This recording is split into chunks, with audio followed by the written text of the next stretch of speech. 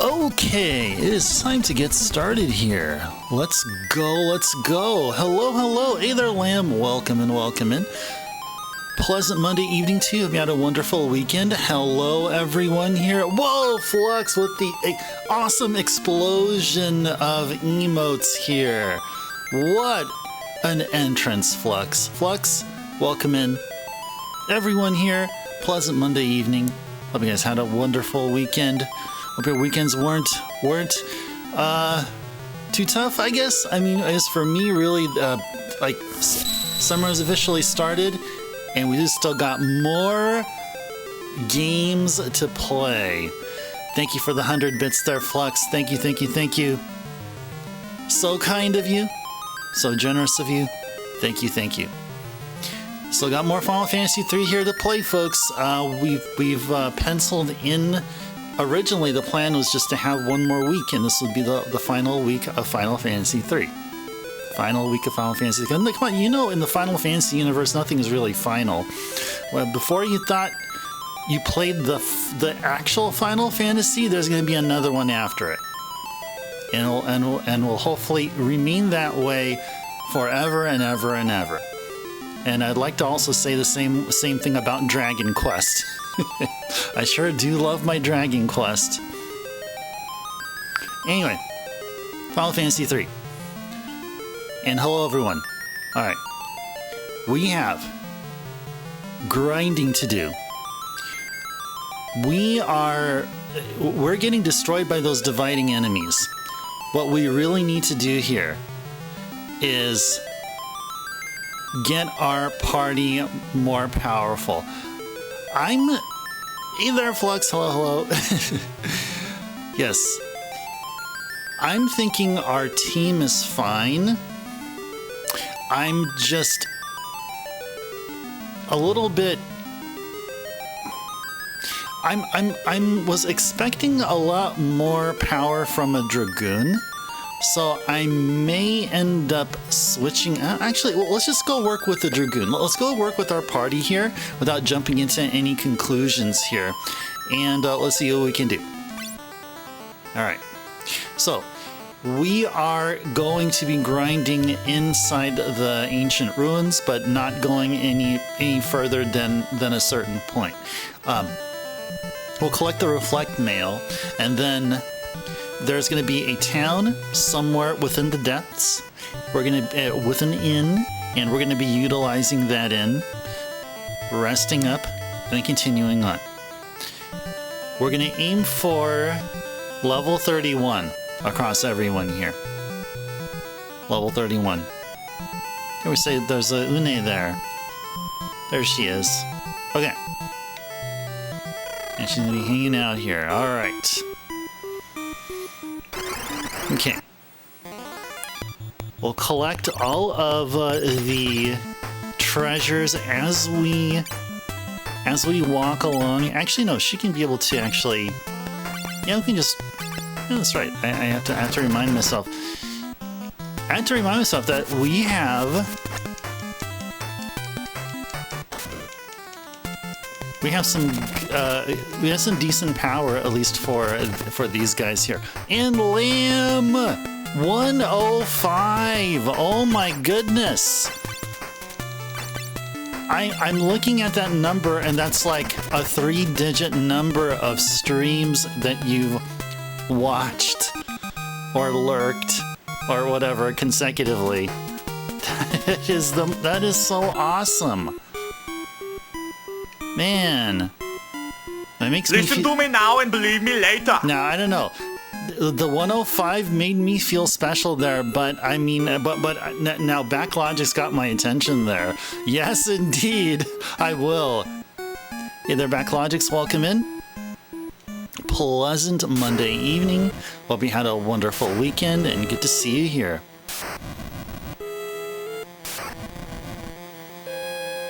Hypeness indeed. Definitely, definitely. Well, hope you guys had a wonderful weekend and Friday as well, because you can count Friday as a weekend. And we better go ahead and cast tier 3 care on these guys. How am I doing? I'm doing good. I am doing good. The weekend here was warm. We're almost reaching 100 degrees here during the daytime on Saturday in particular. Sunday, it was roughly around the same, maybe just slightly cooler, maybe a few degrees cooler. But yeah, today it cooled off a bit. But hey, it's the summertime, and you know what they say? It's hot fun in the summertime. Yeah, we did, Flux. Yeah. Yes, we did. Yeah, I live in a small valley surrounded by hills / mountains on one side, but mostly hills everywhere else. So, yeah, I guess all the heat there concentrates on valleys, a typical thing. Yeah. How's it over there where you're at, Flux? Although you're probably in Balam, so, you know, it's everything is just so perfect there, including the weather and the water and the food and the people. Don't they make me think of traveling to Narsh? Yes. Yes, they do. Yes, they do. The summer getaway. And Balam is my winter getaway. All right. All right. Let's go grab whatever's over there, but first let's cure everyone here. All right. Da da da da. It's actually easy to I mean, let's see. It's not too far of a travel to get away from the 100-degree weather. Yeah, it's actually not that difficult. All I have to do is just drive on over to the coast, and coast nowadays it has this thing called the marine layer, which keeps the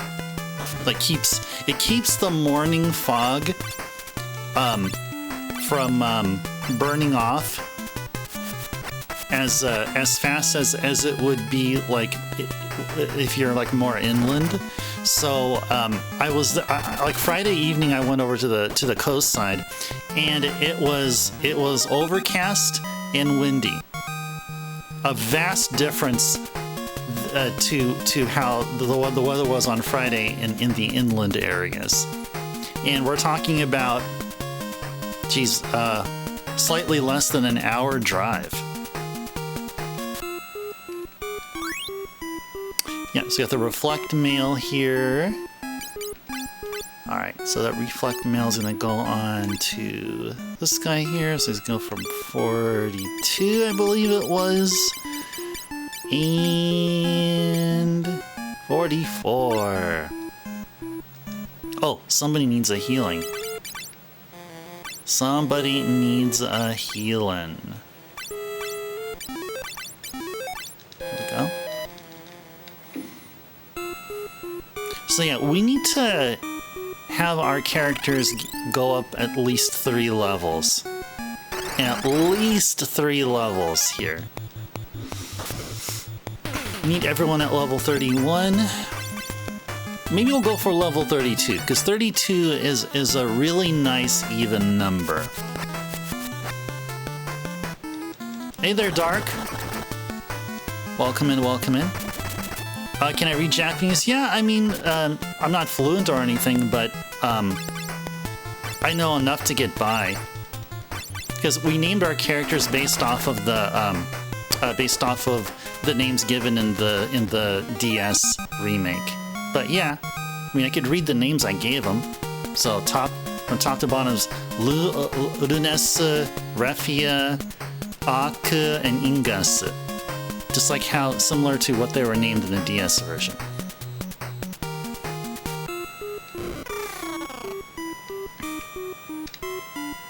I did have trouble picking up on what the scholar was picking up from the enemy's weakness. Did I mean dingus? I probably did.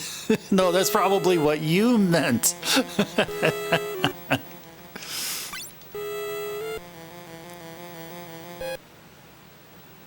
What job of the Viking guy is? Well, we can check here. Let me first wait until this finishes here. Okay, so we'll go to the job. And yeah, that's his name is Viking. See, ba instead of va. So it's pretty much 1-to-1. Yeah. So it's Viking, but here is called Viking. Like he's a biker. But no, I don't disrespect other languages like that, but I mean, yeah, that's what it is, literally Viking. And yeah, so our guy here has been a bunch of other classes. I want to take him back up to the knight class. Yeah, almost dark. So instead of the KU at the end is GU. So this is I'll go and this is how that is. Yeah, you're almost right.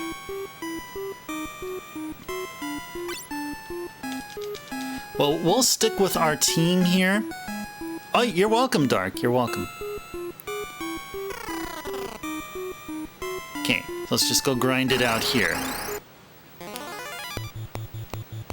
Jeez, I don't know what it is, but we seem to get monsters to attack first. Very, very frequently here.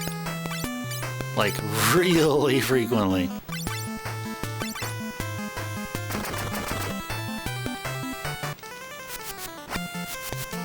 What are you talking about, Dark? The Viking class? I believe the Viking class excels in attack and defense and has a lot of HP.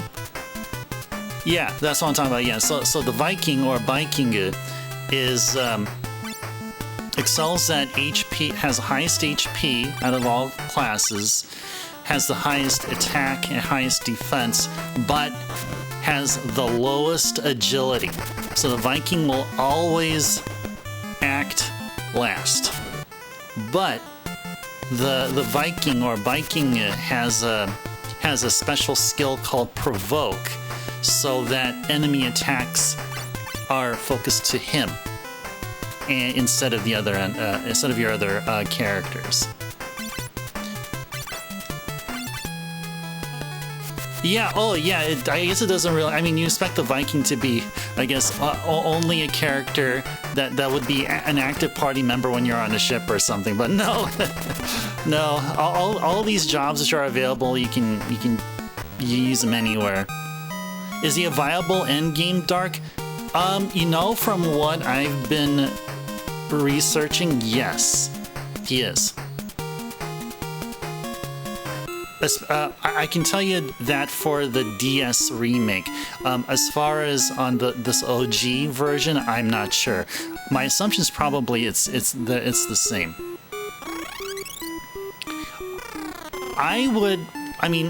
Because before we started the Famicom version here, we played the DS version. My endgame party was 2 dragoons, a devout, and oh geez, what was the other one? Forgot what the other one. Oh, ninja. Yeah. So the ninja class in this game is quite OP. More so than on the in the remake, on the DS remake. Yeah, exactly. No, you can definitely make sure that he has a shield. Or even double shield. Just have a Viking there in your party, and his sole purpose is to use the provoke skill. Just have him just tank all the hits, while the rest of your characters just dish out the damage. Sure, that's a good tactic. You do no ninja? OP mage challenge? We were talking about the sage, right? Yeah, the sage in the original game I found is actually better than in the DS version. So in the DS version, like, he doesn't get as many spell charges as within his rate of growth as within the job class as he does here. Yeah, he can use all kind of magic. Yeah, indeed. We may. I want to make Refia. I want to keep her as a white mage, but I'm also considering making her a sage. I think it's a much more sound decision. Although I can't not see her as a cat mage for just a little while. Once that job becomes available. Ooh, and we better heal up here. Let's go Kiaruga. Go tier 4 cure. And these guys are gonna be splitting like crazy. These guys are gonna be splitting like crazy. But although I think we attacked first, and they will not be splitting. Good. Okay. Oh boy. All right. Oh, you kidding me? Are you kidding me? Is there another way to kill the Garuda boss without 4 Dragoons? I killed him with 1 Dragoon. Another way is have knights or just have protection against his lightning attack. Yeah, Garuda does an AoE lightning attack on all your characters, and is guaranteed to dish out like triple-digit damage. And by the time you fight him, you don't have HP numbers like what we have here.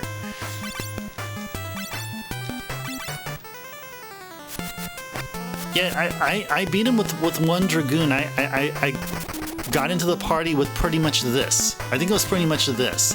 I think instead of a thief, Arc right there was a red mage, and all 3 of them died, except for my Dragoon up there.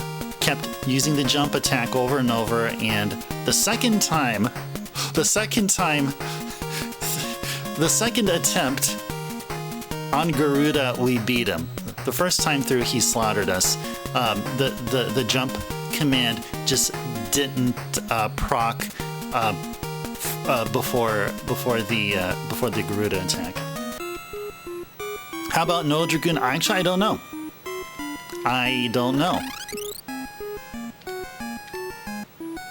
Dark, have you done it? Or, I mean, do you happen to know anyone who has? Or I guess you wouldn't be asking me if you didn't. But no, actually, I don't know. I was saying, like I said, just I guess from a more like practical way, just ensure that you have protection against lightning.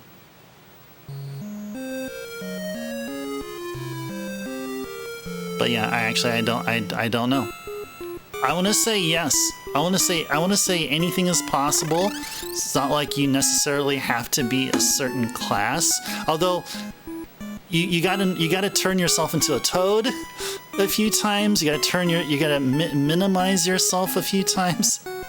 So you gotta have a way to do it. So I guess I take that back. So actually there are times within the game where you have to be a certain class. Magic like barrier to deflect or absorb lightning, but there's none. Yeah, but that's also a good point. Another to consider is like what's available up until that point. I mean, I'm assuming that we're gonna play the game legit. We're not using any like Game Genie codes or any kind of a cheat tool to like hack in whatever, or walk through walls, or whatever, walk through the overworld or whatever.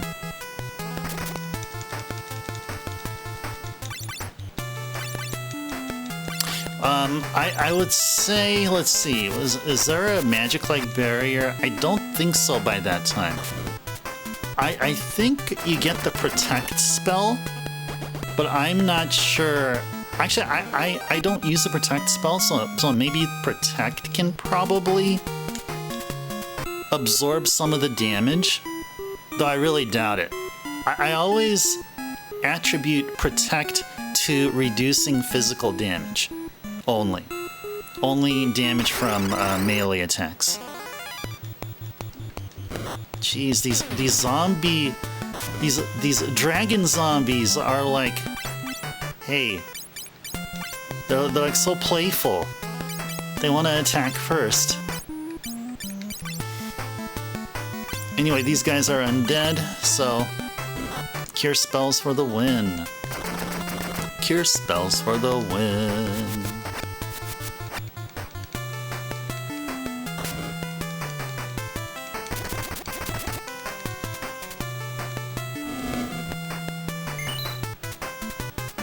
Man, that did a lot of damage. Okay, we better jump here. We better jump here. There we go. There we go. There we go. Took Luneth out of harm's way.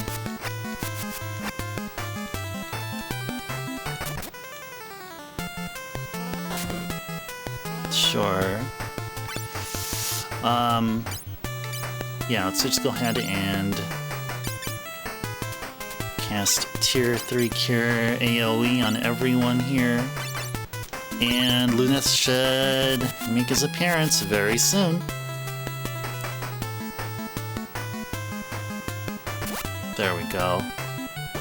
That did it! That did it! Yes! Wow, what a fight.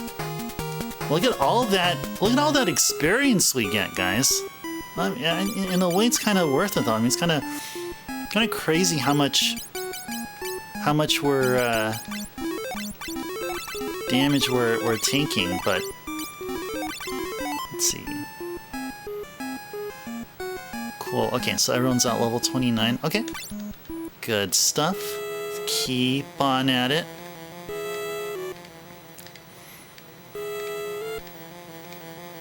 Da da.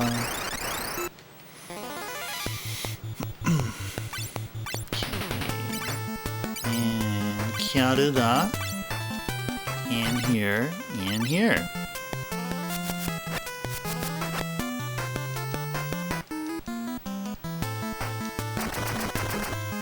I guess for those of you that are watching this channel for the first time, so it's all about playing games on the OG hardware, and I'm playing this game using a Dogbone NES controller right here, and you know, everything else is pretty much all off camera, but trust me, so I'm playing the game off of an AV Famicom and playing it off, and the cartridge we're playing is the actual Final Fantasy III cartridge. Untranslated, just original. And this was played after we played the DS remake. Yes, and we played the DS game here via a capture card modded 3DS that I own.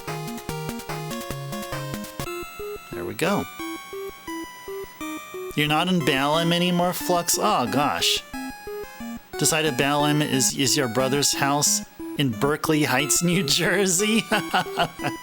Gold Saucers was when you travel to Dubai, but what video game town does that to make your apartment in Cleveland?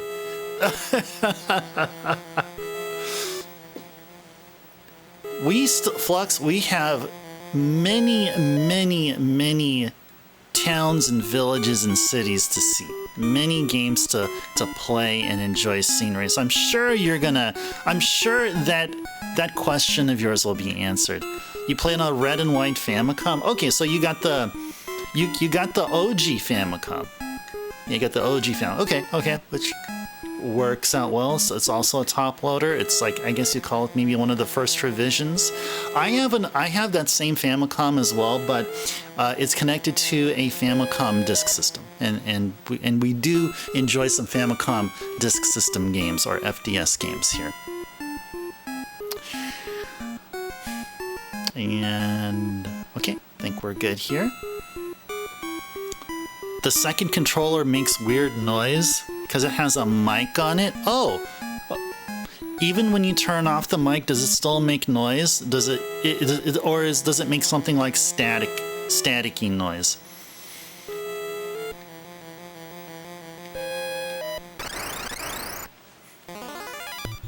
Yeah, Dark? Is it like staticky noise? I don't know offhand. I know that I've heard that treating static noise from just any electronics, any like old electronics especially, I've heard that's actually an easy fix. I don't even know. Oh, even if you slide it off? Ah. Might be worthwhile to take it to a place if they can look into it. If you have a retro place anywhere there, Dark, and if they can take in retro consoles to repair or diagnose for you, I recommend you do so. I mean, if you can, and if that's within the possibility. Because I did that with one of my FDSs. It just stopped reading discs, and it was like after my move here. Because I moved from one place. I've been in my new place here since March. And yeah, they looked into it, and the bearings were misaligned somehow. I don't know why.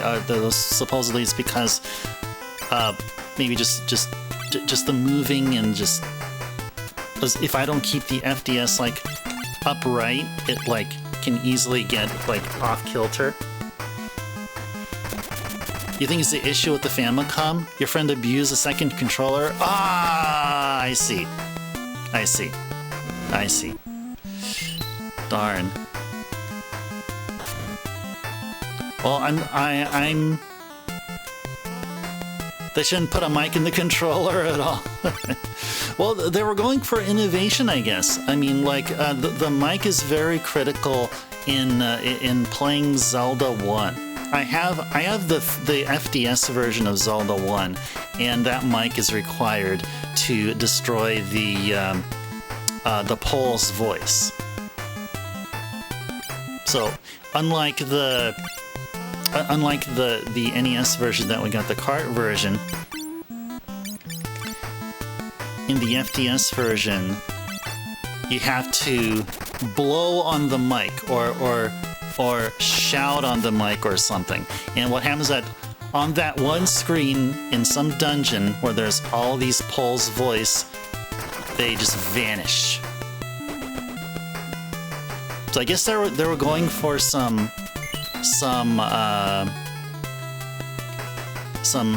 innovation, I guess.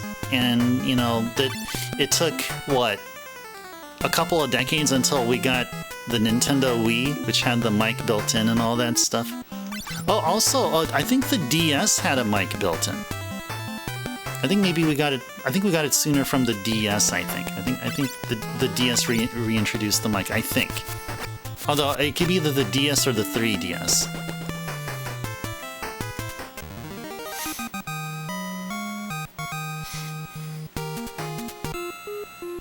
But if you were playing the game on your system with a broken second player controller, I still think there's a way to destroy those Pole's voice. I think there's an alternate method. I'm sure the brilliant minds at Nintendo thought of a scenario like that. Do I know this game title?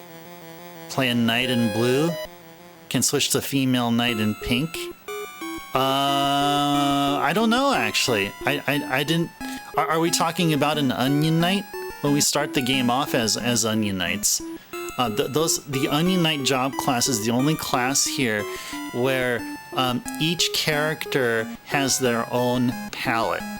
But for all other jobs, if you make everyone a dragoon, or everyone a white mage, or everyone a thief, they're all gonna look the same. The exceptions with the Onion Knight. Oh, another game? A play in Knight in Blue, switch to female Knight in Pink. The only game that I can think of that does that is Maze of Gallius. It's a Konami game that was originally released for the MSX. I have the MSX game here, also known as Nightmare 2. Maze and what? Oh, let me type it in for you here, Dark.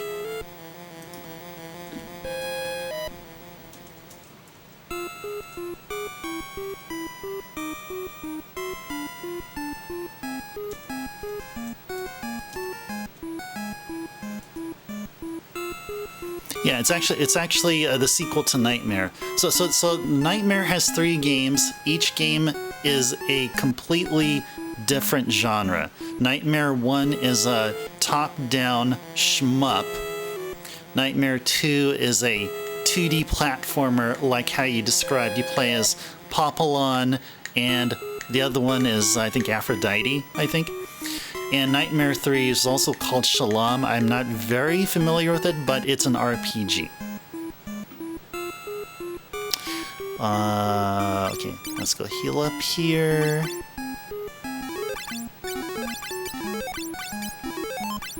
Cool. Yeah, Maze of Gallius was ported to the Famicom. And I don't know where else, probably ported somewhere else, but I like the MSX version better because it just, I don't know, it just feels better, I guess. But yeah, I also own a copy of the Famicom version, and it's not too bad. Character in brown. And you use a huge yo-yo to attack. Character in brown. Maybe partly brown or so. That game is Star Tropics. That's what comes to mind. Well, I don't know if it's a huge yo-yo, but he does use a yo-yo to attack. That's his main weapon.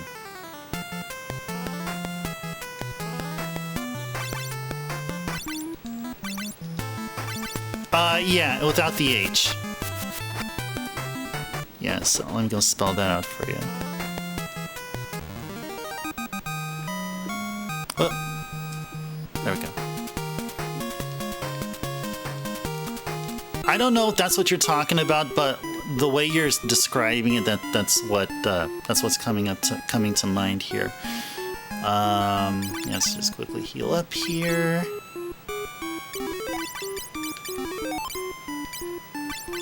There we go. Mike Jones? Oh, that's what his name is, isn't it, Backlogics? Yeah, and he's also he's back in Star Tropics too. These guys. These guys could have just stayed home and, like, I don't know, been family whatevers, family worms. They could have stayed home and been family worms. Anyway. Let's go destroy him. Coral Cola Land, yay, yes. It's whatever cola. Indeed, oh man. Star Tropics. No, not that game. Some stage it's not side-scrolling. You can go up and down. Oh, with the yo-yo attack. Oh,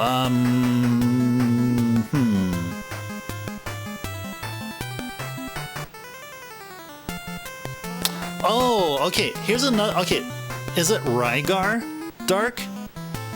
R-Y-G-A-R. It's by Tecmo. It has some sound, has at least one sound effect, and that comes from Ninja Gaiden. Yeah, Rygar, yeah.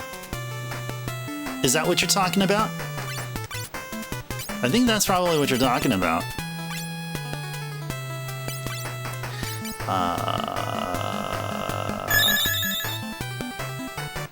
Oh, thank you for the follow there, Dark. I'm a godson. Oh, no worries, no worries. I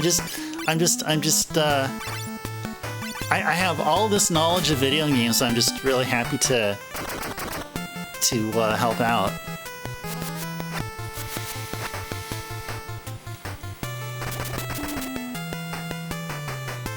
It is, yes. It is very much, yes. I want to follow. Awesome, awesome. I'm glad you're enjoying the content here, and not only addressing your questions, but also the gameplay here. I mean, we're just grinding it out here, guys. I mean, we're fighting these multi-headed worms here, and they're going to be headed for trouble if they keep on going after us here.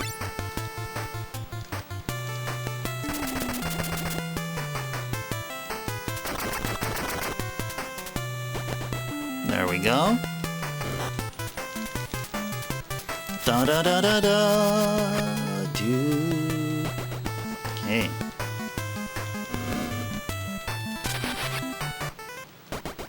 There we go. Have I ever finished Gradius 1? On the NES, yes, I did. Let me see if I'm trying to remember. I think I beat Gradius 1 on the PC Engine, but I didn't beat Gradius. I didn't beat any of the Gradius games on the MSX. But yeah, on Gradius 1, yes. Many times as a kid, definitely, for sure.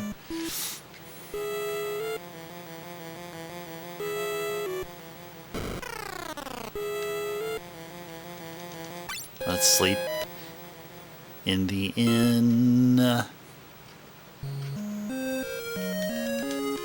da da da da. Yeah, so if anyone was wondering, like, why the Gradius sound alerts and stuff. So and even some of the a good amount of the emotes here on this channel is themed off of Konami. Konami was, I would say, a huge contributor to making me the retro gaming fanatic that I am. You know, it probably started off softly with Super Mario Brothers, but then playing Konami games like Life Force, Gradius, Castlevania to a very good extent, particularly Castlevania 2, and other games like Bayou Billy, where you had a game where like you basically had like 3 or so genres all in one. I just thought, and also Konami music is just so awesome. And so like The Adventures of Bayou Billy. Yes, exactly, Flux, exactly.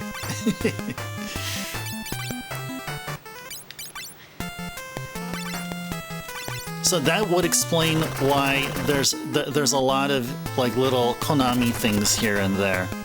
Staple of your childhood, Flux? Yeah, wasn't Bayou Billy just like out of this world? Like back then? Oh, one of them. I'm sure you have more games. I'm sure there has to be a Final Fantasy somewhere there. No? Probably not Final Fantasy. Maybe Dragon Quest? Gotta be an RPG somewhere there, too.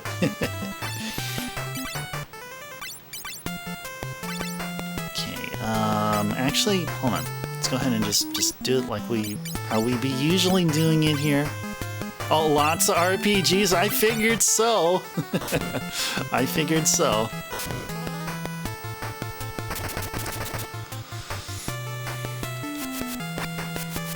Da da da da da da do do do do. Oh, you call him Crocodile Dundee? I thought that dude was in fact Crocodile Dundee. That's what I thought too. I thought yeah, because Crocodile Dundee was everywhere on TV and on media and stuff. How are we doing here? just step out of harm's way there for a bit. Let's heal up. Cool. We got Luneth to level 30.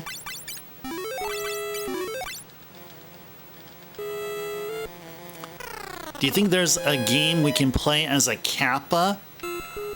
Kappa as wasn't Kappa a name of a like a mythological creature or a dinosaur or something? Or are you talking about the Twitch? Oh, Yokai Kappa? Oh, no, I don't know. I don't know. I've seen it. I've seen the Yokai Kappa. It was. I seen it in a Bloodstained interview because I backed Bloodstained like back in the mid 2010s, and one of the interviews there, they were showing. I guess there was like a drawing contest within like the inner dev team, and one of them drew a picture of a Kappa. But actually, I don't know. Actually, I actually don't really know how it looks like.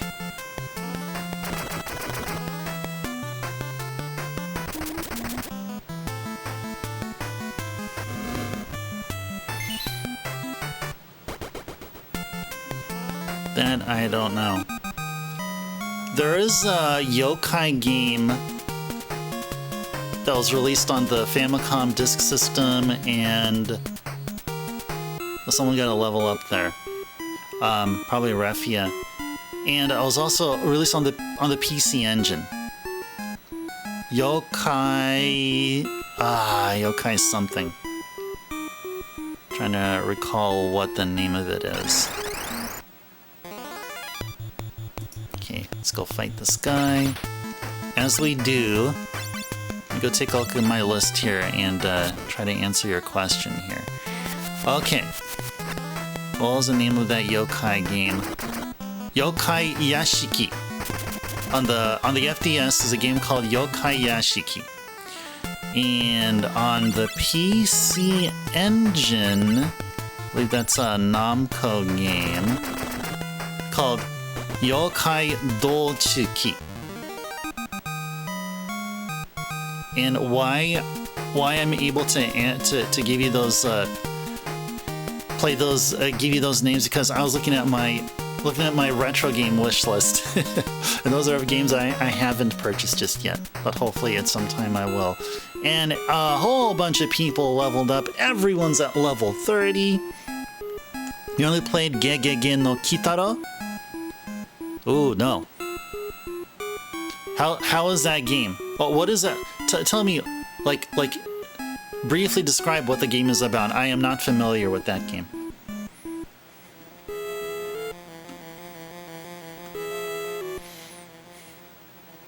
It's a pure yokai game. Is it a platformer? Is it like a platformer, or is it more like an RPG, or is it some hybrid? Like Guardian Legend or something?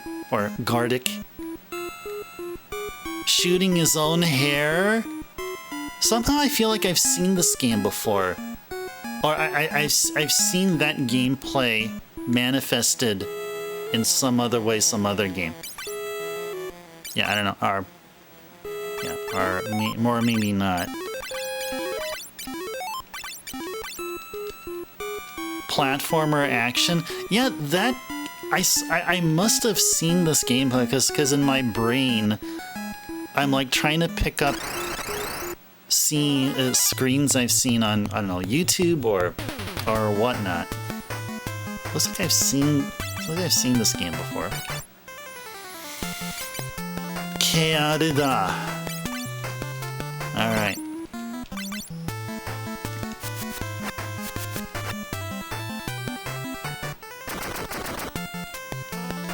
I guess, well, I don't know, I'm not sure if yokai is in there, but, I mean, I have a game called Monster Party on the NES. Maybe that's not a yokai game. Yeah, highly likely it's not a yokai game. Actually, I don't know if I have a yokai game. I don't think I do.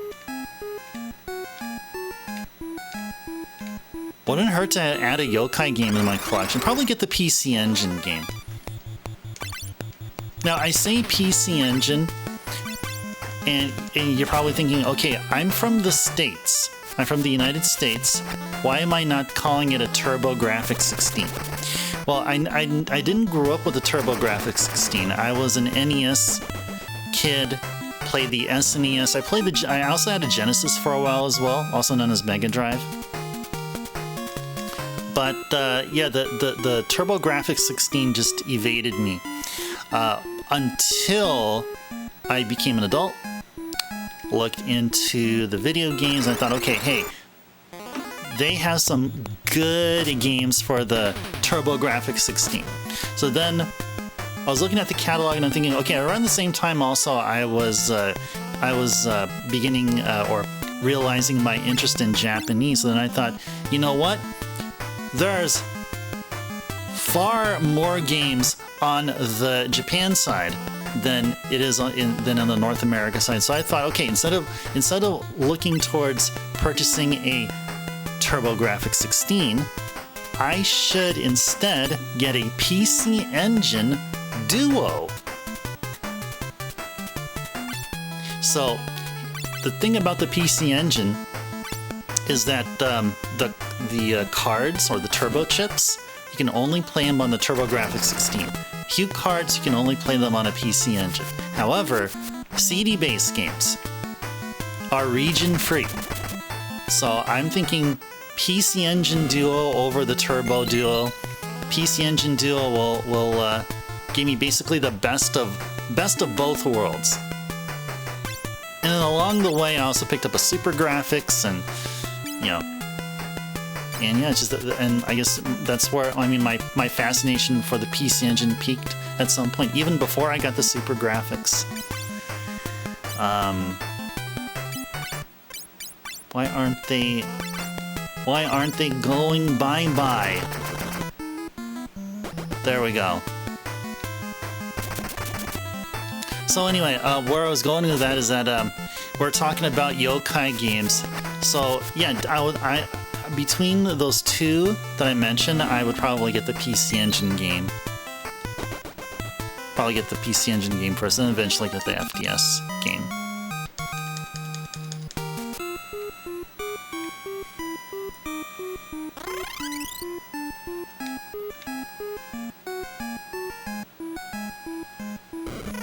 Da da da da do do do do do do. I should was doing this. I'm going to write down the Kitaro game, and then I'm gonna do some research on it. Take a look at the gameplay there. I'm always down for a fun 2D platformer. Those are fun. Yep, I wrote that, Dark. Yep. Gegege no Kitaro. Yep, I'll look into it.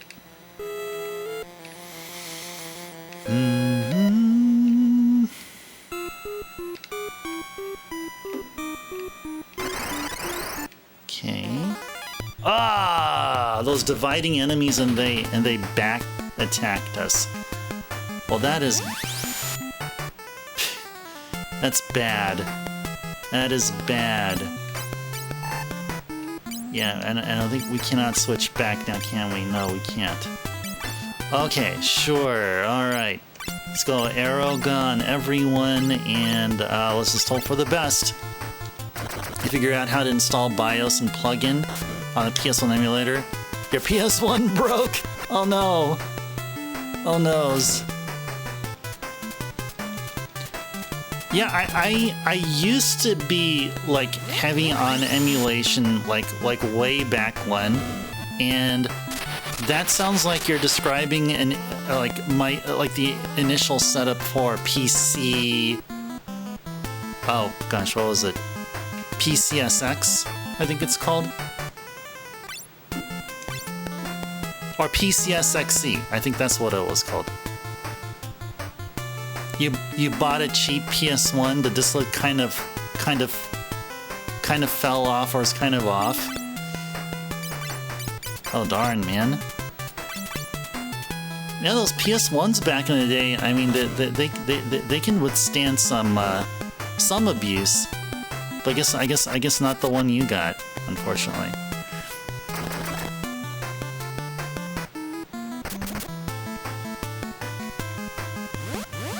Oh, come on. Oh, come on. Just 72? Oh my goodness. This is just terrible.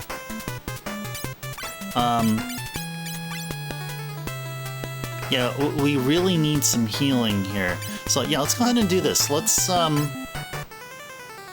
have her cast Tier 4 Cure on herself. Just have everyone just attack.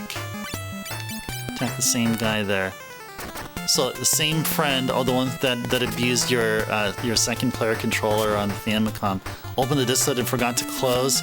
Then she stepped on it and it broke. Oh no! Oh no! Don't want to diss her or anything, but it's her fault. Well, okay. I mean, so Dark, she didn't take any responsibility whatsoever. That's what it sounds like. Sounds like I know what I did. It just broke by itself. I don't know what happened. Anyway, all right. Let's. Geez, this is just something horrible here. Let's see if we can do something about it here. Wow, why are we hitting for 37? Why are we hitting for 37?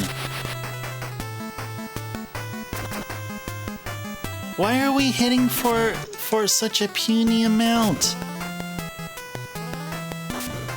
No! Yeah, forget it. Forget it. We gotta run away here. Yeah, we gotta run away here. Oh my goodness. And we didn't even save. We did not even save. Oh my goodness. Yeah. Yeah, I wonder how that is. Oh, it's like this. Wait, hold on. Ah, I see. Okay. There we go. Okay, yeah. So I had to press right a couple of times. Thanks for reminding me there, Dark. Yeah, that's just what I did. I wonder what running away would be.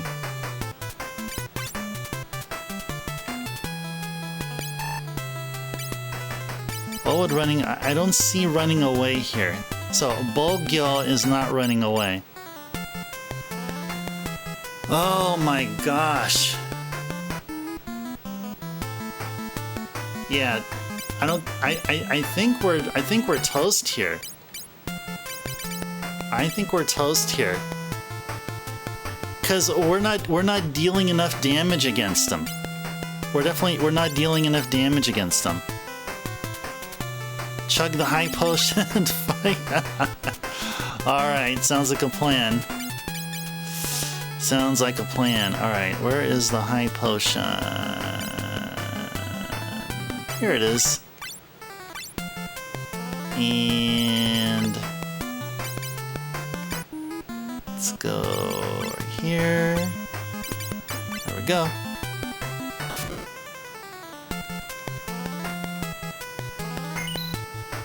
Good stuff.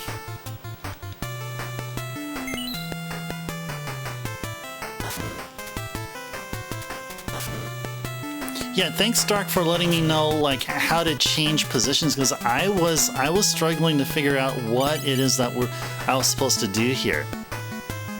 It definitely was. Let's have this guy attack one of these guys.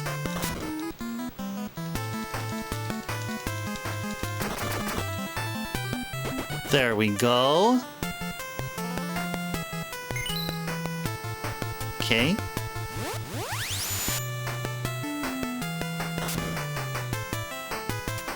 Darn. Darn. Oh my goodness. Oh my goodness. What's your other plan?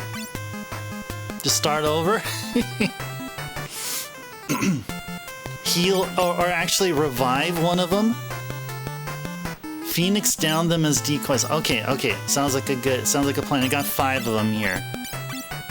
Got 5 Phoenix downs. Let's go for it. Let's go for it. I like the plan. I like the plan.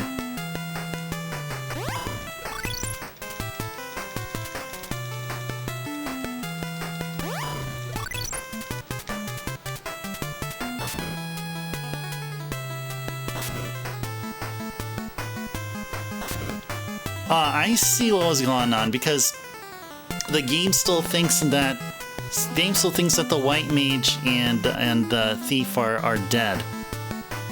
Hey there, Yori. How's it going? How's it going? Have you had a wonderful weekend? Pleasant Monday evening. It's going kind of strenuous right now, but it's all good. Hope you're having a wonderful Monday here. And see, I guess, can we jump? Is jumping even in order there? White mage mass heal. Okay. Let's see. Yeah, I guess we can do this here, or actually, yeah, we'll do this. Okay, Aragon, everyone, and let's see. Wonder if he's another Phoenix down here. There we go. Ah! Darn, darn, darn.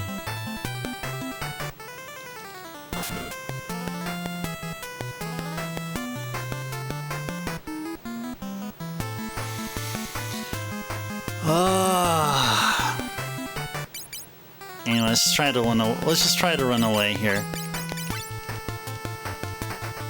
We did it. Oh my goodness. I had no idea this would even turn out as how we've, like, whatever transpired within the past 5 minutes. This has been phenomenal. And that's putting it lightly. Okay.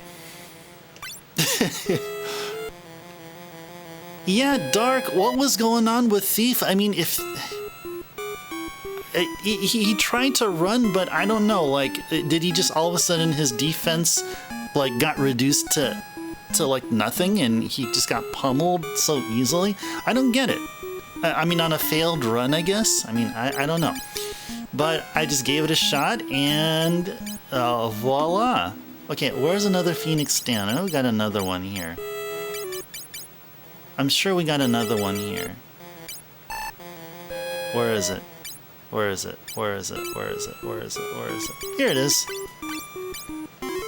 Eulabrefia. Okay, let's use Raise. And use Cures.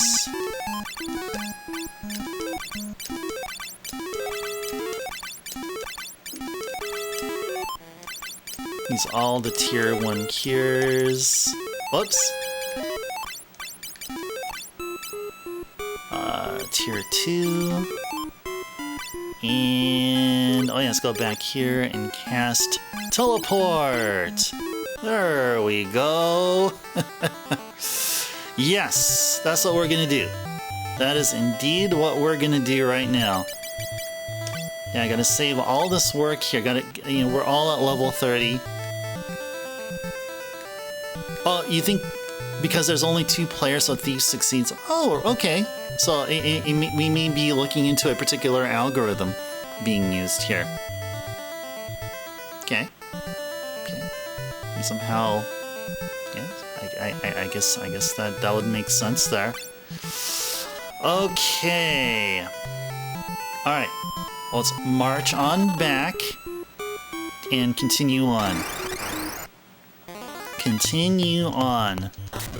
I think we're better off just sticking with the top floors, and not the floor immediately progressing from the in place or whatever. All the more the community place or whatever, with all those people. Whatever it is I'm trying to say there. Wow, this is just so amazing.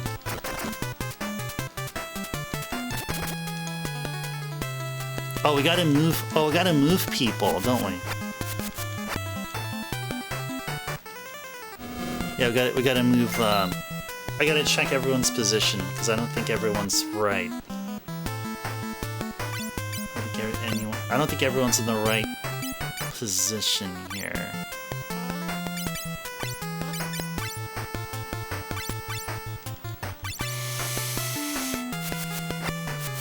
Anyway, we're gonna go fight this one out here.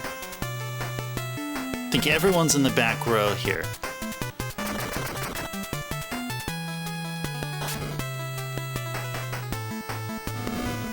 Yeah, thank you, Dark. Thank you, thank you. Yeah, I mean, I think that's the best course of action to try. I mean, and there was no guarantee. And I feel very, very fortunate. The RNG was in our favor. Definitely was in our favor there. Maybe just at that point in the game. Everywhere else, well, we're screwed. Anyway, yeah, this is how we get to do this here, and just check everyone's HP. Okay. Okay, cool.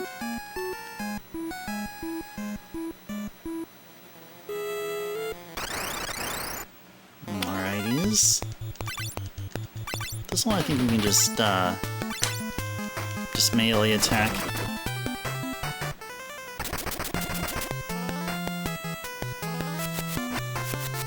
See, that's not, like, I've been really, like, kind of so-so on keeping the thief in the party, but I feel like the thief, at this point, can be a lifesaver. And somewhat of a game changer, too, because then, like, as our thief progresses in job level mastery, our thief here will be stealing high potions from enemies and stuff, and there's going to be absolutely no reason to go to a friggin' item shop, like ever.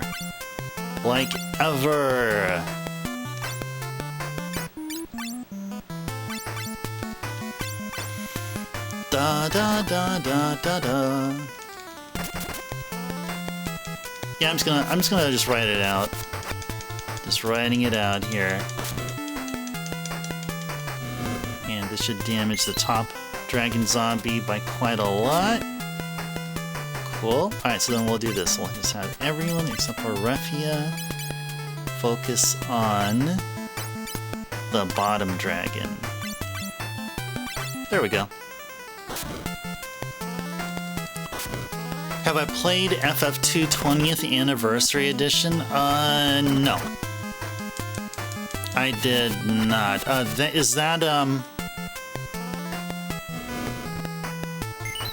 I don't think so. The only versions I played of FF2 is from the Origins PS1 collection, which we did a stream of here, and then and Famicom FF2, which then did a stream of here after we finished Origins FF2.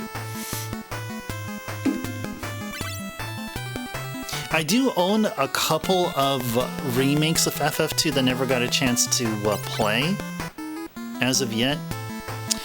And those are Dawn of Souls, the GBA FF1 and 2 remake package. Another one is the FF2 remake for the PSP. And I believe I think that's all of them. Yeah, I don't have Pixel Remaster. The game has Yoshitaka Amano art on the characters, make facial expressions too. What? Oh dang. Dark, what console is it for? I mean, or is it only PC? Or is it on a console? Did I name one of the games that I have that actually is that? Is it the PSP one, or is it the Dawn of Souls one? Ooh, somebody got a level up. It's Luneth. Level 31! Yay! Let's go ahead and do this. Okay, here we are. This is the place I was talking about. All these people here. These are all scholars. These are all scholars. Scholarly people doing in an unscholarly-like location. With all these enemies. Now I'd be asking them, guys, how are you dealing with all these monsters? Especially those that like divide and stuff. PPSSPP Windows. Oh, okay. So I guess I do have that version. Just I never. Yeah, I never. It's just been sitting on my shelf. Yeah, let's go back here. We're gonna stick with the non-dividing enemies. Yeah, that's what we're gonna be doing, Dark. Yeah, in fact, yeah, here. This is the safest place to do so, I think. Yeah, at least I think this is the safest place. Unless if we keep going even further down, running into those dividing enemies.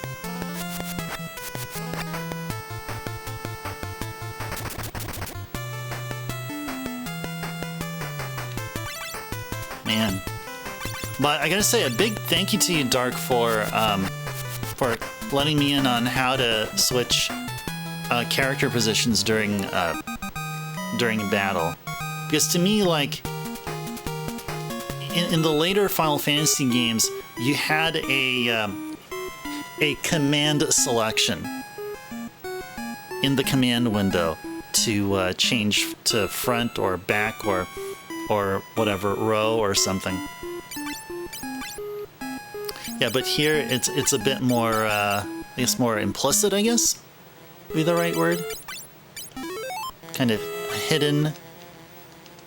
If I have any computer-related doubts, I have your word that you excel at PowerPoint.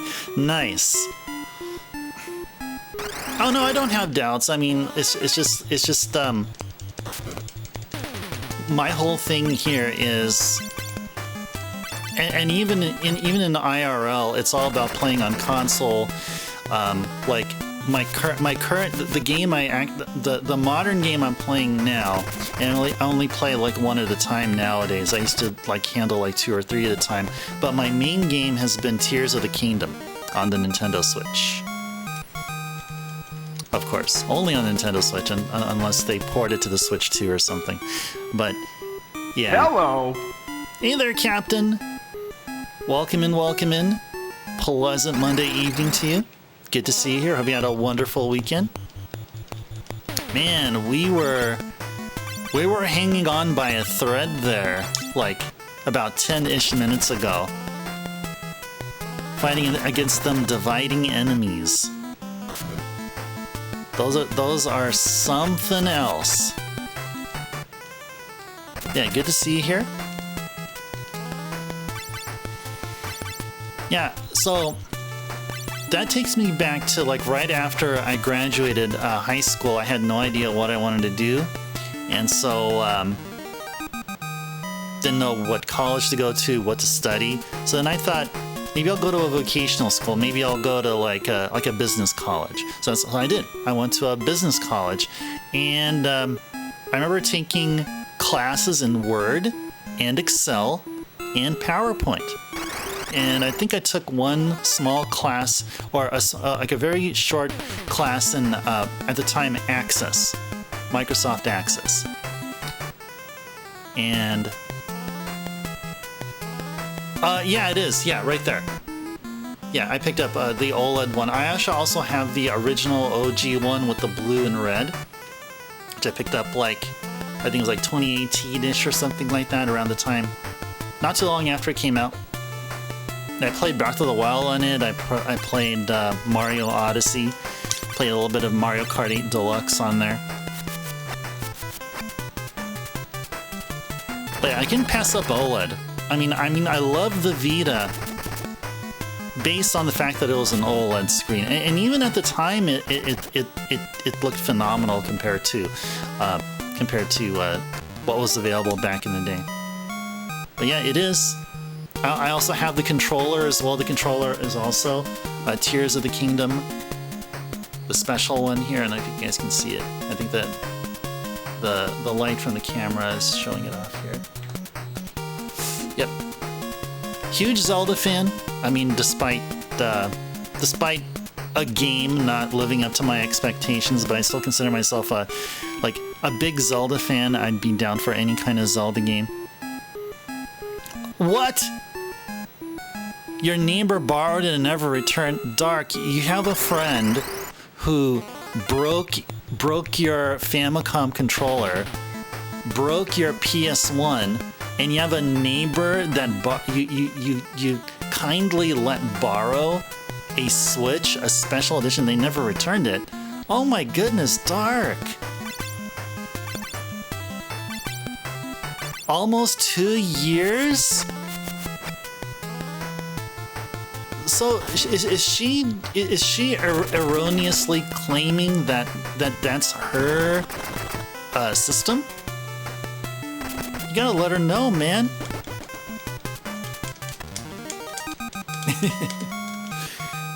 She even bought Switch games for it, but now she's claiming it's hers. Ah, there you go. Okay. It's all good. It's all good then. It's all good. That is all good.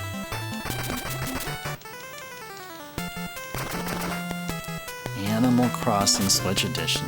Yeah, I remember seeing that special edition like in all these major department store chains.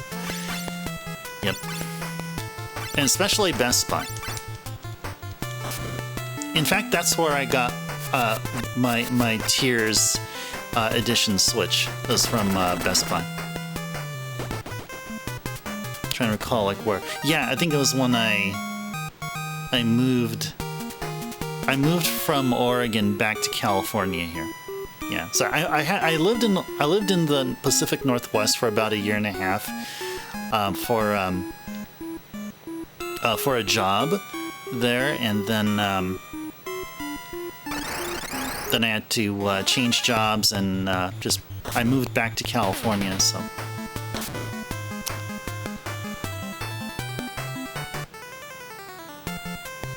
I don't know how much that is in feet. Well, I was about to ask if you can give me the length in centimeters. I don't think it would be any better, right? Whoa, Manhattan to Bangkok. Whoa! Not only did you change cities, you changed countries as well. Dark, are you there for business? I mean, are you helping like port?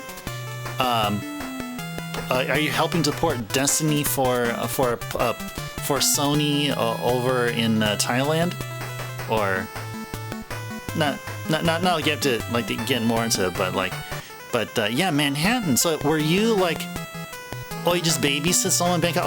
Okay, sounds good. Are you a New York kid? Was Manhattan where you were born and raised and live all your life, or?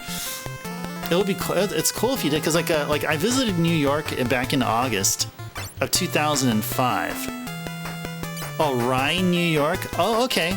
All right. So you are from New York. Nice.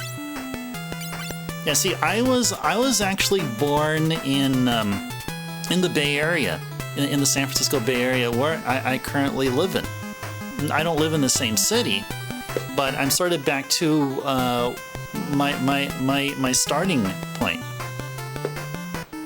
So. All right, let's go. Sure, let's go.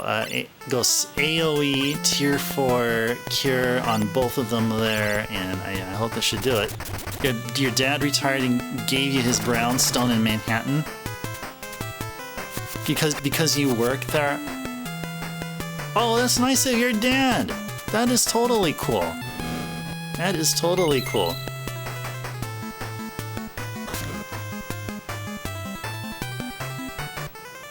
San Francisco and Hollow, where you need a salary over 300K to bring home 100K after taxes and adjustments. That sounds about right. Yeah, that sounds about right. Yeah. Well, where I live at here, it's just slightly cheaper, just slightly, a little bit. I'm not in San Francisco, although San Francisco is a beautiful city. I mean, despite what people tell you, San Francisco is really, really beautiful, and I love hanging out near the coast there, just a little bit south of San Francisco. I love the coast there. It's just so wonderful. I love hanging out in the coast side. I do so once a week. And so much I love it. There we go. Yeah, I think we're all good here.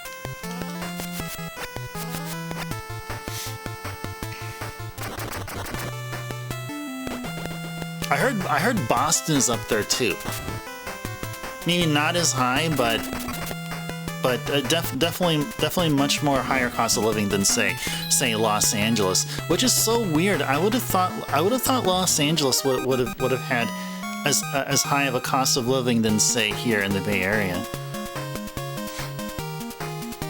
But no, it's actually cheaper.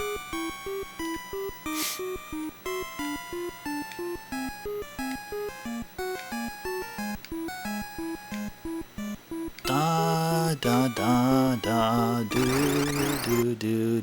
So Dark, is your stay over in Thailand? Is it temporary? Or are you planning on moving back, or is it long term in some way? I mean, again, you don't have to.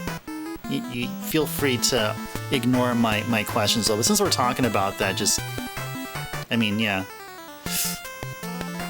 So what time is it right now over at Thailand? Isn't it like until the wars? Oh, okay, gotcha. Okay. Yeah, so it's probably like what, like 12 hours and like what, about 4? So this is like almost like early morning noontime for you there, right, Dark? I get my math right there? So I think it is.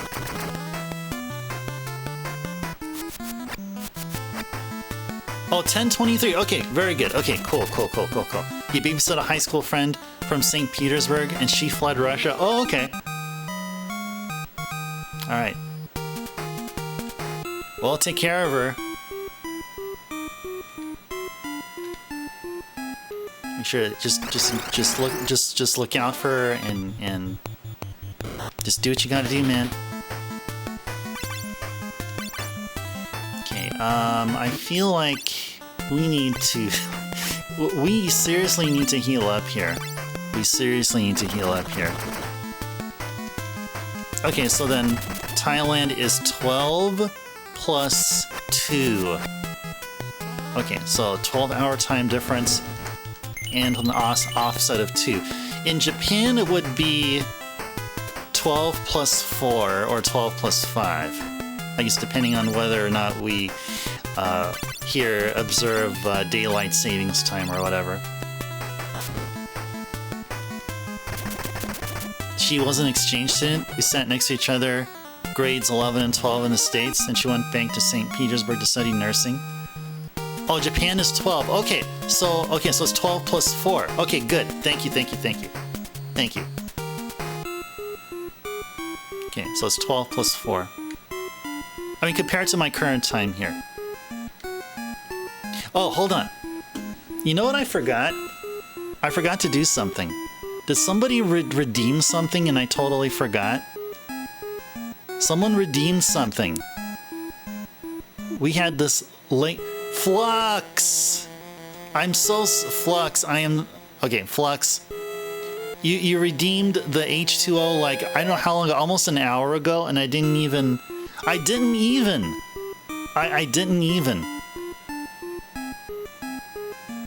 Yeah, darn. Flux, if you're still here, I'm gonna go in and redeem it. I don't actually have my H2O, but it has water in it. I amongst all the things I do before a stream, I usually have a nice a nice bottle of water, like the kind that you buy at some like really like major like bulk store or whatever. High pH level as well. But this is what I'm going to enjoy at the time being. So, folks. Oh, he's not here anymore? Oh, okay. No worries. But it feels bad that I didn't get a chance to fulfill his redemption while he was here. But that's okay. We'll do so here. So, in spirit, Flux, this is for you here. Okay. So, as you know, sometimes like during the days, during the weekdays, or during your work shifts, you know, you can tell that it can get to be quite a grind. I mean, you do, you know, I mean, it's wonderful work.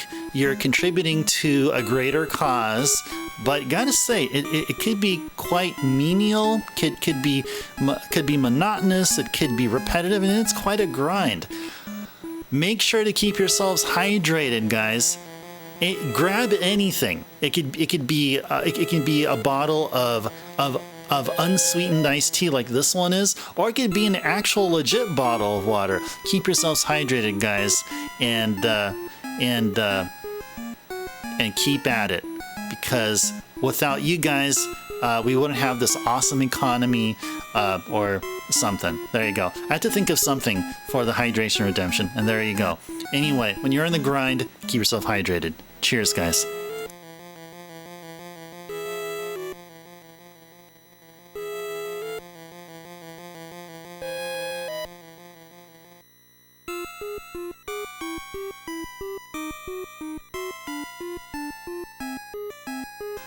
Alrighties.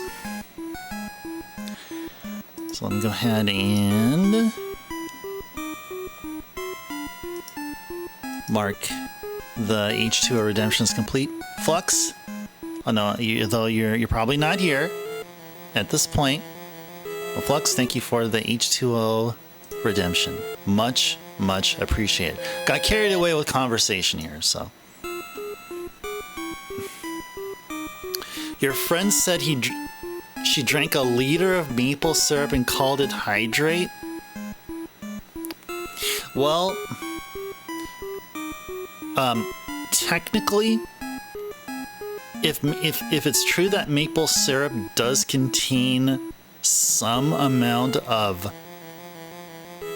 I mean, if there's some kind of nutrients or water or whatever, I mean, there could be a more technical definition of hydration, then sure, but personally for me, I wouldn't do exactly what your friend did. But hey, I mean, to each their own, right? Is that what they call it, Captain? It's a Canadian sip. Well, yeah, it's not just syrup, it's maple syrup. Oh, I gotta say, I'm a huge fan of maple syrup. I really like it. Although nowadays I'm trying to limit my sugar intake, but gosh darn, if I can have one like sweet thing on a weekly basis, it would definitely be something with maple in it. Oh my gosh, maple is just so good. It is really good. But anyway, back to the game here. All right, let's go back here. I gotta reassess the situation here.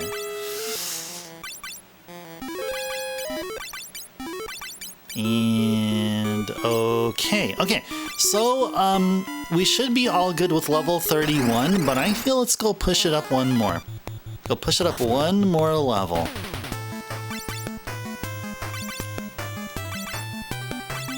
push it up one more level here.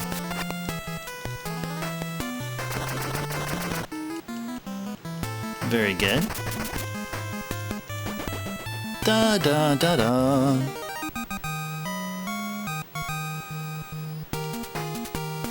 Okay.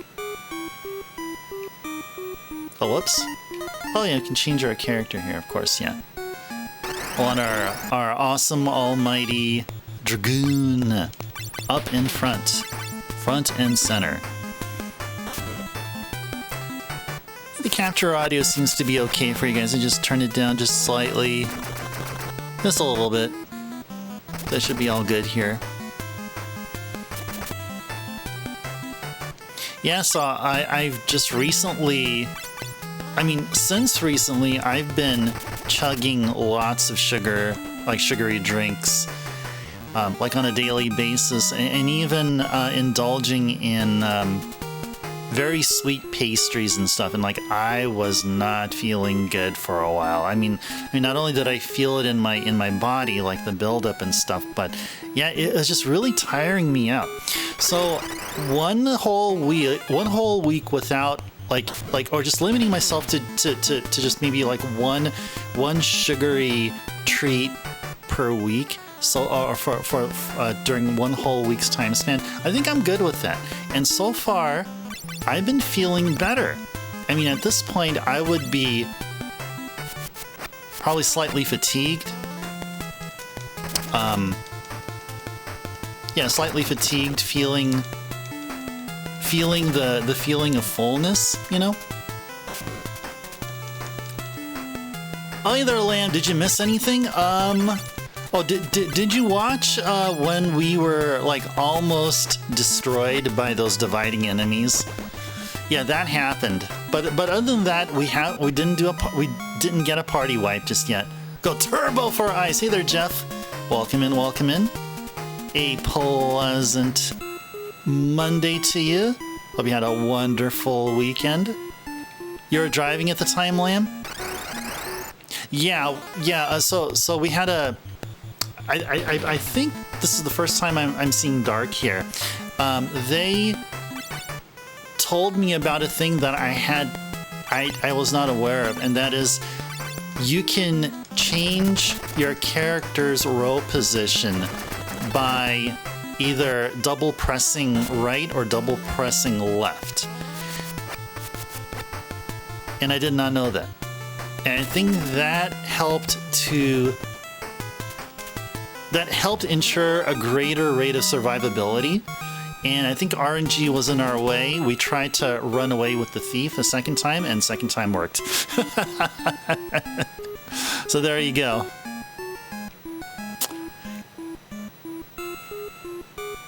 Turbo for ice. That sounds great. That sounds great.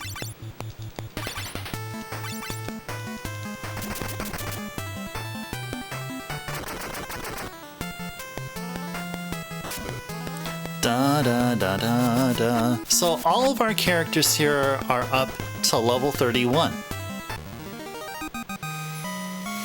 And with the knowledge of switching row positions, like this one here,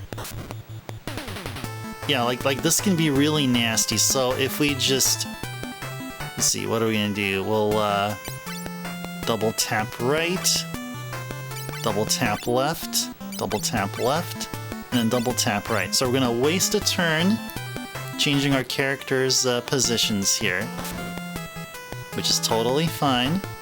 Don't do that. It has to be done. It's a minor little thing. Just a minor little thing.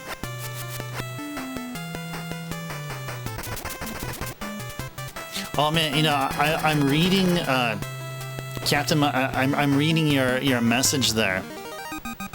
Yeah, big cheats. Oh yeah, we cheated. We cheated. We cheated our fate. No, I was gonna say, Captain. When I went to the place that I usually buy my waters and the Tijava and a few other things and the seltzer water. They also had a pack of clearly Canadian multi-flavored. So you get like 4 peach flavored, 4 blackberry, 4 cherry, and 4 something else. I don't know. Oh my gosh. I like clearly Canadian, but I had to resist. I had to resist the temptation because those things are friggin' sweet.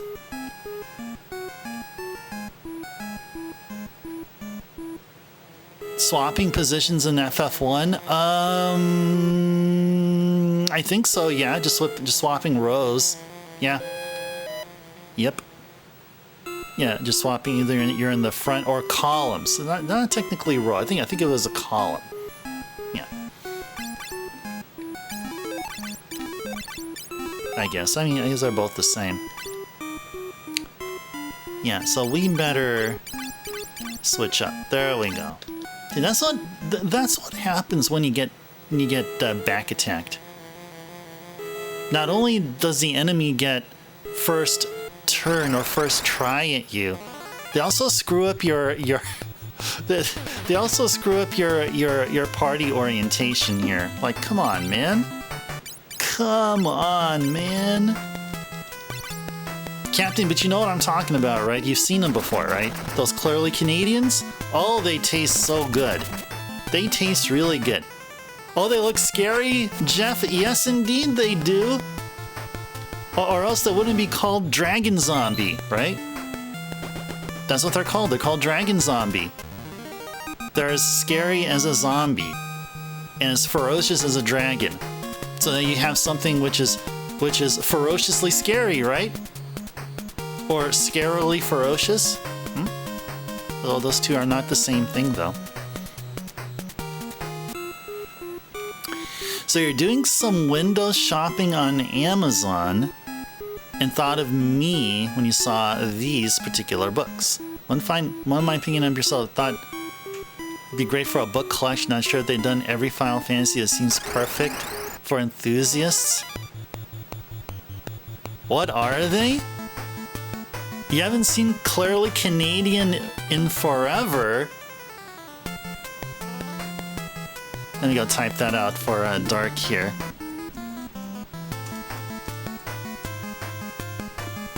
Yeah, so this is the name of a drink. Apparently, I don't know if it's brewed in Canada or maybe just the concept was from Canada, and we have like local distillers or something. But man, those are really, really good.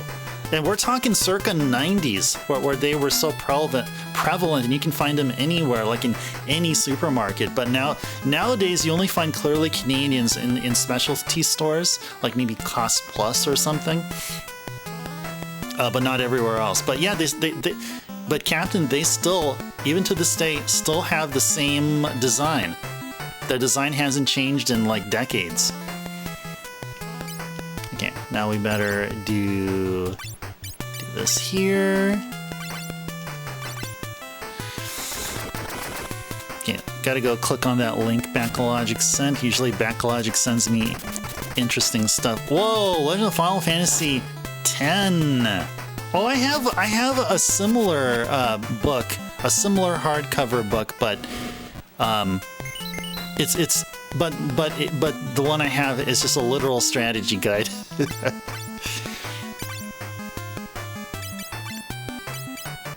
Now, is it Final Fantasy X is like the first 10 Final Fantasies? Or I'm assuming it's legit talking about Final Fantasy X. If they had one for 6, yeah, definitely I would pick up the one for 6. I'd even pick up the one for 5. I'd even pick up the one for 3. Yeah, 3 is becoming one of my favorite Final Fantasy games. Oh yeah, you're welcome.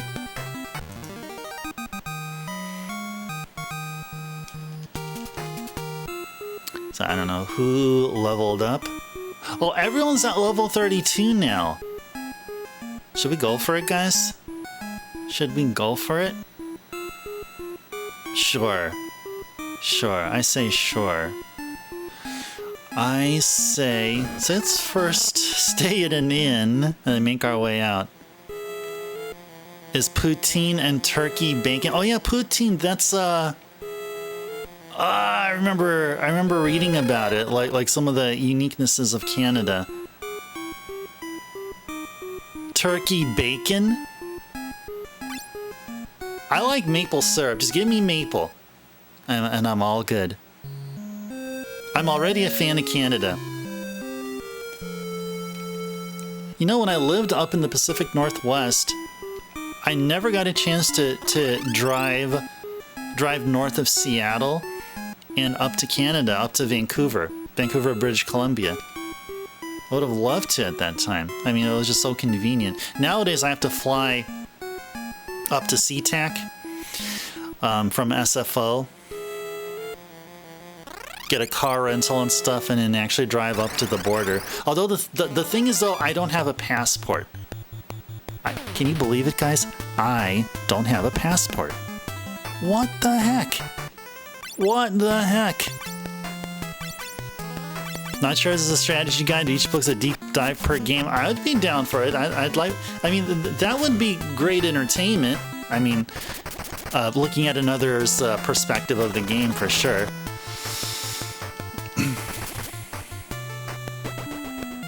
Any Amtrak trains to Vancouver? Yeah, I think there is.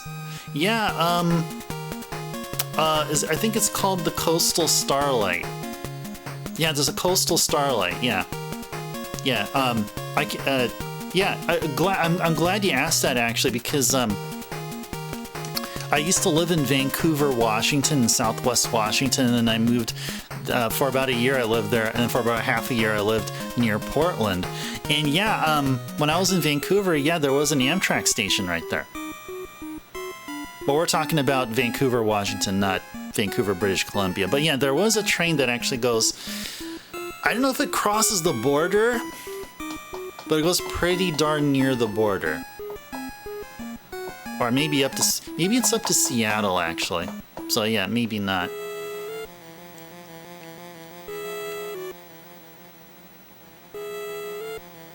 You're 90 miles from the border, Lamb?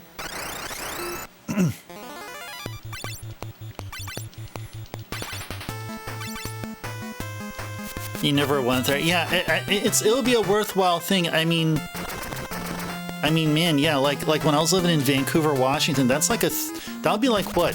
Seattle was like a 2.5 hour to almost a 3-hour drive up I-5.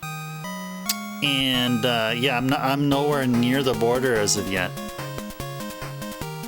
But Lamb, you're just right there. Lamb, what are you waiting for? Okay, I'm kidding. That's okay. All right. Yeah, priorities. I'm sure it'll happen, as long as I keep reminding you. No, it's okay. No, I won't do that. No. All right. Anyway.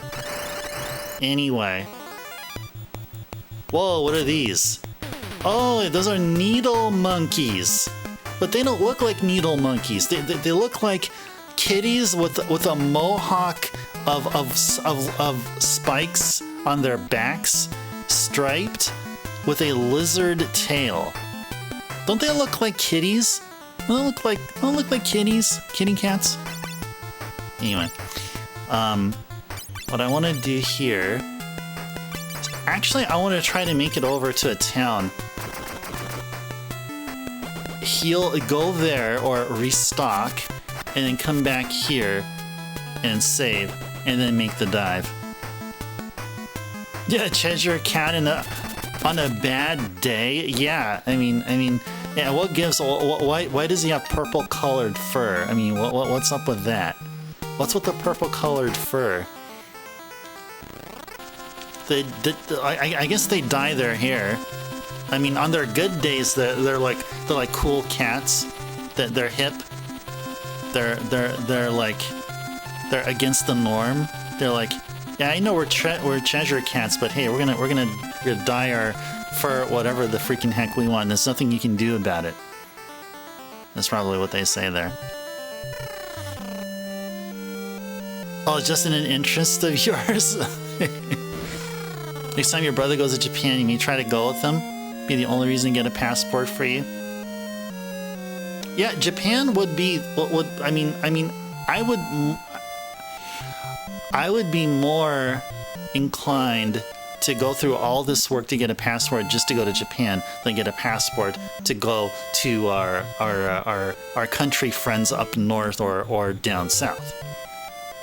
And I do visit San Diego on a yearly basis, and the Mexico border is just right there.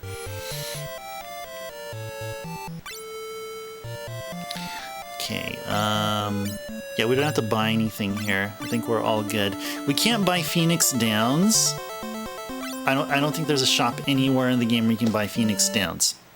Nope, you only get them via treasures or via enemy drops or stealing from enemies.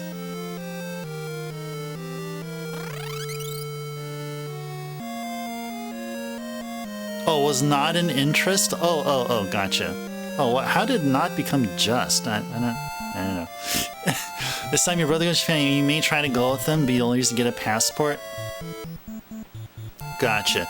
I mean, I wouldn't mind Canada just for the sake of saying here, I went to Canada, and I would be. I mean, for me, I'd be expecting Canada weather to be very similar to Seattle weather, because from what I've researched, the country or the like the soil, the rocks, and, you know, the terrain in Canada is very similar to the terrain in around like the Sound area in Seattle, where it's all like broken up and stuff.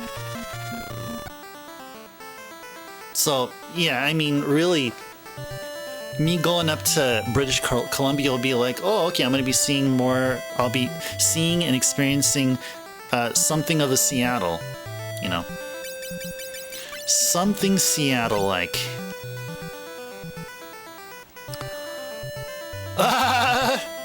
Was there a Game Genie for a Famicom lamp? That's a good question. I don't know of cheat code devices for the Famicom.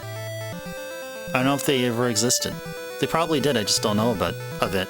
Your thief ears? Oh, there you go. There you go. Yeah, Captain with the thief ears. Yes. Yeah, yeah, that's right. That's true. That is very true. Well, I mean, the same enemy won't be carrying infinite Phoenix Downs, but every single encounter, I mean, we can have our thief start with a very honest attempt at an item steal. I mean, that is definitely what we can do. Oh my gosh, Ingus with almost 2,000 HP. Guys, do you see that? 1,910. That's almost 2,000. The opportunity loopholes. Oh my goodness. I'm sure, you know, Nintendo was quite anti-cheat device back then. And I'm sure they made cheat device usage quite like, or the penalty for cheat device usage strict. I'm not sure. Actually, I don't know. I do know that never leave a fight empty-handed. No, of course not. No, no, exactly.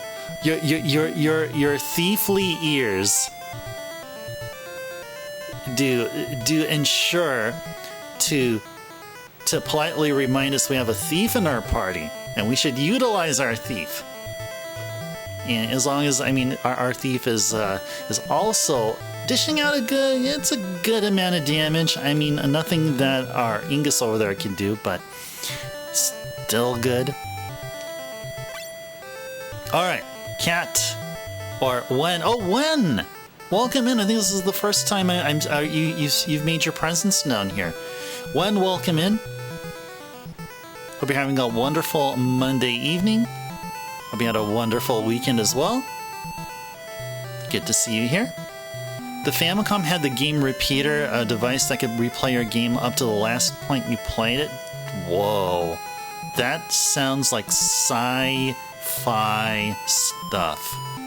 I mean, like try to put yourself in the early 90s and you hear this, you're like, your jaw will just drop like, what? So it's like a save state device, but way slower because I had to play the game up to where you are. Do I have that for the MSX? I have one of the two SRAM carts for the MSX. I wonder if they're the same. Let's see if I can find it here. Where is it at? Oh, it's this one right here. I wonder if this is the same thing here. I wonder if this is the same. This is an SRAM cart. This tells you that you can add like 10, like you can have more lives when you play Contra or stuff like that. I think it's the same thing. Oh, it's from Hori, who made other oh yeah, I love Hori. Yeah, Hori has my total respect. Hori and ASCII. Back in the day. Hori and ASCII were so good. Around $80 on eBay. Go for it, guys. Go for it. Because if you don't, then maybe I will. Maybe. Keyword is maybe. Okay. When? So you redeemed Hydrate with some H2O. Alright. Alright. So I know, Flux, if you're here, I did redeem your H2O redemption. So I'll let you know that happened. I'm going to keep doing that probably for the whole week until Flux knows that it was done. Alright, so I don't have my water here, my typical water, so I'll just be using this for the water redeem here. So now that we're finished with the grind, just like you would be after a very busy day at work, you put in your hours, you are good to go, and you feel great, or you think you do. Now, you know what that is? You know what your body's telling you? You need to hydrate. You got your work done, but you got to reward your body and yourself with water. Water. Keep yourselves hydrated, guys, at all times, even after you finish your job. Cheers, guys.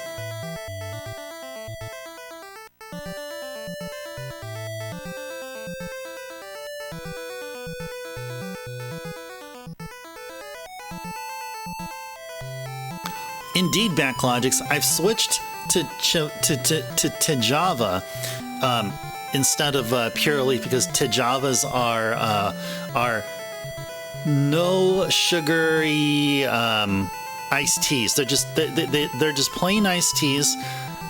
Similar to how like when you buy buy some Lipton bags and you just dip them in water and you wait until it seeps and stuff and you drink it like that. This is how this one this is how this is. You know about Tejava, Backlogics? Do they sell Tejava over where you're at in St. Louis? Or maybe not necessarily there, but anywhere else that you lived in?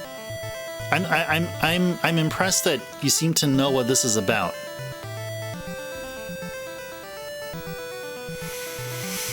All right, let me do this. Not that you know of, but it might be around here. Okay, good. Yeah. I mean, it's great. I mean, I would recommend if anyone's ever considering just cutting down a little bit of their sugar intake. This is a great alternative to a sugary iced tea drink. Because this is iced tea, but it is not sugary. That's all it is. And with that said, Wen, thank you for the H2O hydration redemption. Very much appreciate that. Oh, you're just parroting the name on the bottle. Okay, well, you can do that. You can do that. Is that how it's pronounced? It's probably Tejava. I mean, if you pronounce it in the Mojave way, I think this is Tejava. But I say to Java because I mean I'm just a American, you know. Anyway, I think we're all good here. We think we're good to go. Are we good to go? We might be. Let's just save right here, right in front of our door. And all right.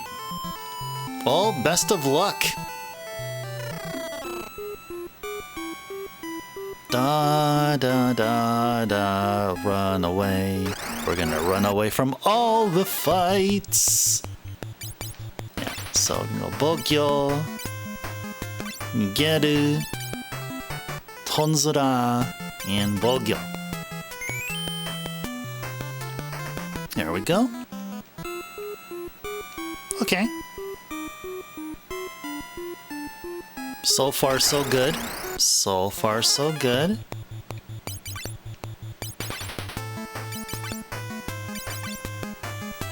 So only Refy and Ark have something of a runaway command. So our white mage there had Nigeru, which is just the classic running away, and Tonzura that the thief there has is flee. Yeah, these guys, if we can run away from them, that would be wonderful. Yes, we can.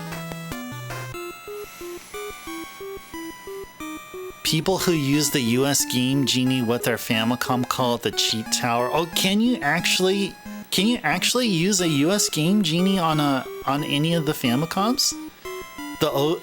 Either both the OG and the AV Famicom? Is that true? Actually, I had no idea.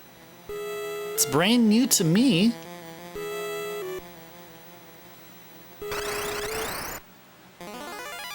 It's NES to Famicom converter on Game Genie, on Famicom to NES converter on Famicom. Oh, that's what, the cheat tower. Oh my gosh. So that makes me think of what I've seen many times is the Sonic games on the Genesis. So you have Sonic and Knuckles with I don't know, like a Game Genie with another Sonic and Knuckles with Sonic 2 on top or whatever. I don't know, something like that. Anyway, let's go run away. Let's run away, run away. But evidently some ROMs are changing up that NA Game Genie codes don't necessarily work without edits. Ah, okay. I see. Okay, I see. Yeah, the edits can be as simple as maybe just a few changes, or it could be everything. Oh, by the way, when or anyone else would be interested in knowing this, so I spent the majority of the weekend trying to get my my laptop set up for video game development. So the link that you sent one regarding like those old scans, those like NES Famicom scans and stuff. So the owner of the link or of the webpage, Chris Covell, I got a hold of his tutorials for PC Engine development. So I've been studying that and been spending many hours at the night trying to get my MacBook set up. So apparently running the PC Engine assembler, I can't be able to figure out how to make it work on the MacBook, even though there's a Linux version. So I'm going to end up running Wine on my MacBook for assembly on PC Engine code. So it's starting. It's starting now. So you can't necessarily use a Bayou code in Mad City. Yeah. I'd figured there would be some things because even like Contra, the same code you use on NES Contra won't work on Famicom Contra, just I think based on the simple fact that they both use different mappers. I don't know how much of a... I'm sure that's of a big deal because mappers assign like where memory is stored, or like where certain parts of the algorithm is kept.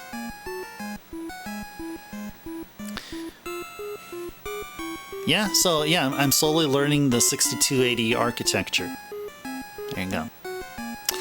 All right. Oh, and unfortunately, and I say unfortunately because like my weekdays are spent either working or streaming, but my development time will be limited. Will be mostly during the weekends, and maybe sometimes here and there during the weekdays, but mostly on the weekends. Okay, so I wanted to... What do you want to do here? Grab stuff or just go all the way? There's nothing here of importance here, I believe.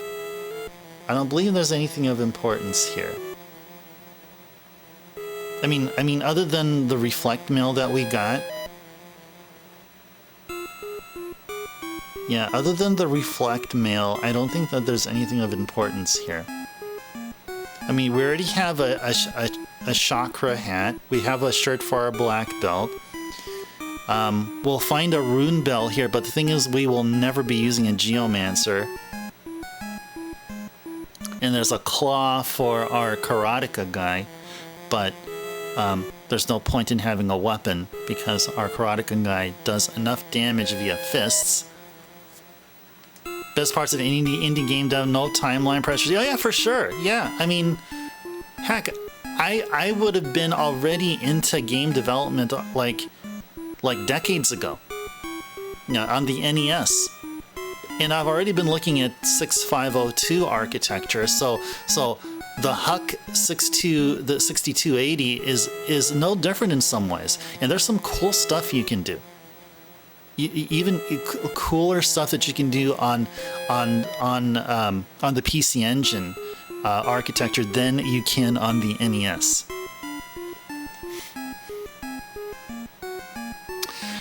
All right. Yeah, so there's really nothing else here to get. Yeah, no items here. We just continue pushing on forward. So yeah, so I do apologize for a little bit of the delay in gameplay here. I mean, we have indeed reached the 2-hour session mark, and we spent a good amount of time there, almost about an hour and a half-ish or so, grinding. Oh yeah, Jeff, I don't necessarily mean that. It's more like I'm being courteous. I am providing entertainment. I mean, my whole selling point for the Ice Turbo channel is what you see there. And if you don't see action there, then that's not the main point of enjoying this channel. You know what I mean? Hey, that sounds great. Come for the ice, you stay for the turbo. I love it. I love it. I love it. Well, I mean, hey, we need to be playing more PC Engine games. I'm seeing turbo there. I'm thinking we gotta play some PC Engine games. Maybe we'll enjoy a PC Engine game or two this Thursday. Hori made a trackball controller for the Famicom. What games would have been useful? Oh, I've seen that trackball. Wasn't it true that Iwata Satoru, who I mean sadly passed away, who became president of Nintendo, he worked in HAL. Didn't he code his games? One of his games, or some of his games using the trackball connected to the Famicom. But yeah, I don't know which game would have that. I mean, yeah, I don't know. I have no idea. Maybe Shadowgate? Maybe Shadowgate. Shadowgate, Deja Vu, any of the point and click games. I don't know. Don't apologize. The conversations were actually okay, Captain. If you say so, then you're right. No arguments from me there. Definitely not. Oh, Duck Hunt, right? So was there a reticle which followed then? I guess that can work, right? But then you have to know like where, like what you're moving with the trackball. Like if it's on Duck Hunt. But then you can also say for all the other light gun games as well. Like you know, of course, like Hogan's Alley, Wild Gunman, Gumshoe, Gotcha, that shooting stage and stages in Bayou Billy.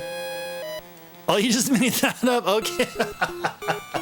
Well, I was wondering, I mean, that could be technically possible only if the game itself detects you've connected a trackball. But then you need some kind of a reticle to tell where you're at, you know. But yeah, I wonder. I now wonder which games would use that.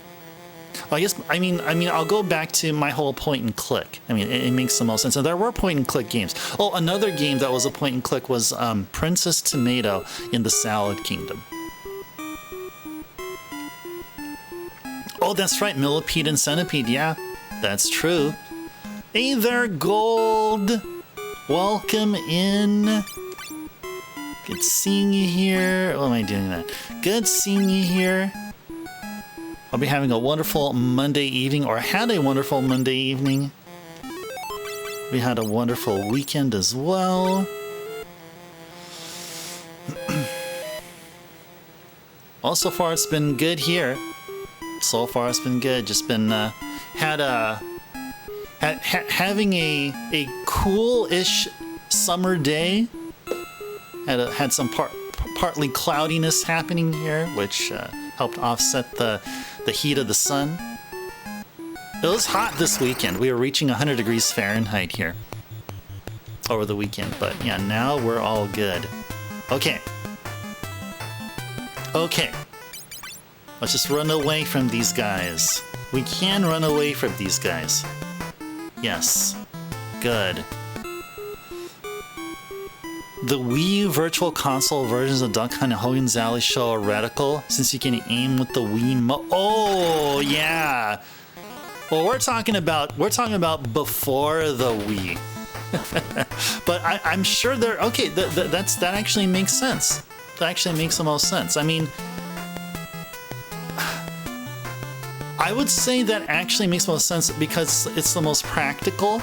Because Wii's or Wiimotes had a tendency to sort of lose their positioning, where you had to then recalibrate. While with a light gun, you don't need to do anything of the such. Now, can we run away? Can we run away?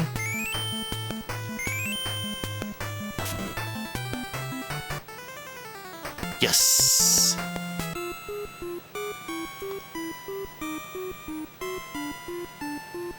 Hal was the joy ball, the one you were just looking at is called the Hori track ball.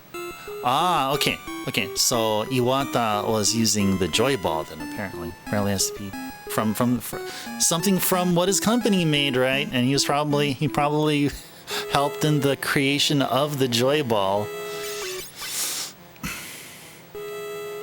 Multiple trackball releases must have been some trackball intended in FC games. Yeah, you know, it's another, like, I guess I can see Track and Field having some trackball friendly mini games or sub games like clay pigeon shooting. Another one would be, I guess, the hammer throw, where you just like spin the trackball in a 360 or something. Yeah, I guess. What are we doing here? Oh yeah, better heal up.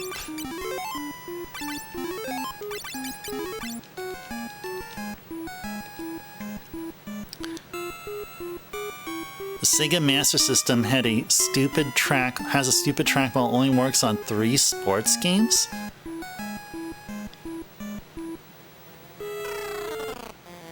Worked on 3 sports games. Was that trackball on the Master System? Is it like... Was it stupid as in it just, like... Was it an odd trackball?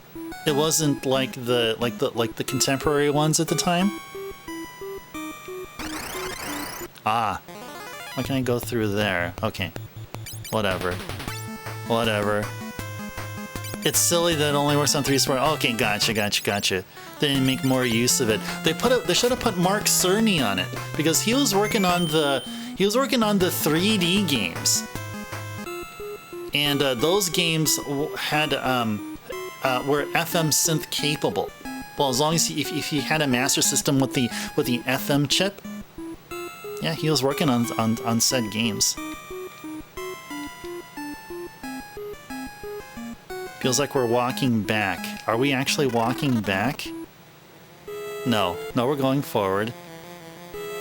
We're going forward.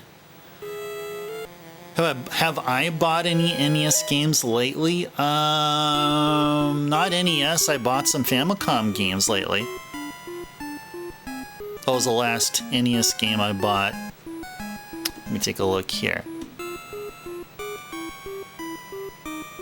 Demon Sword from Taito. Oh yeah, Demon Sword is a good game. The case is huge and the pamphlet is color. Yeah, Demon Sword. I remember borrowing that game from a friend of mine from junior high at the time. Yeah, that was fun. I actually have a copy of it. I'm a huge fan of Taito, by the way. I think one of my most recent games I bought on the NES was Power Blade, which was a Taito game. And we played it here too.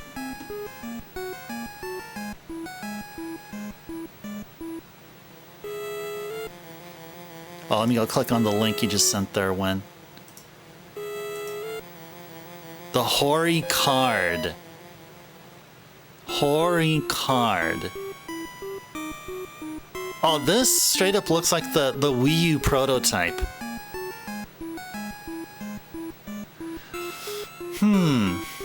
Or no, that looks like, oh, you know what? It's a Wii prototype slash Joy-Con, Switch Joy-Con hybrid. Is that how the left Joy-Con looks like? Like the directional arrows being buttons? Is that like straight up the left Joy-Con? The case is red and can hold 2 cassettes. I'm not familiar with that, Dark. Is that a if that's Demon Sword? I mean, are you talking about you bought it complete in box, like the case and like the, I mean, like the cardboard box with the illustration, and then with the cartridge sleeve and the instruction manual and any like inserts that came with it? I mean, is that what you're talking about?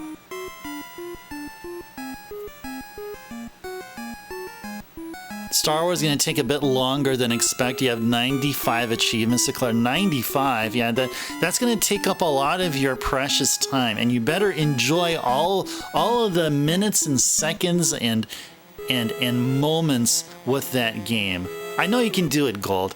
Go for it. Okay, all right, sure, yeah. Let me go take a look at it here.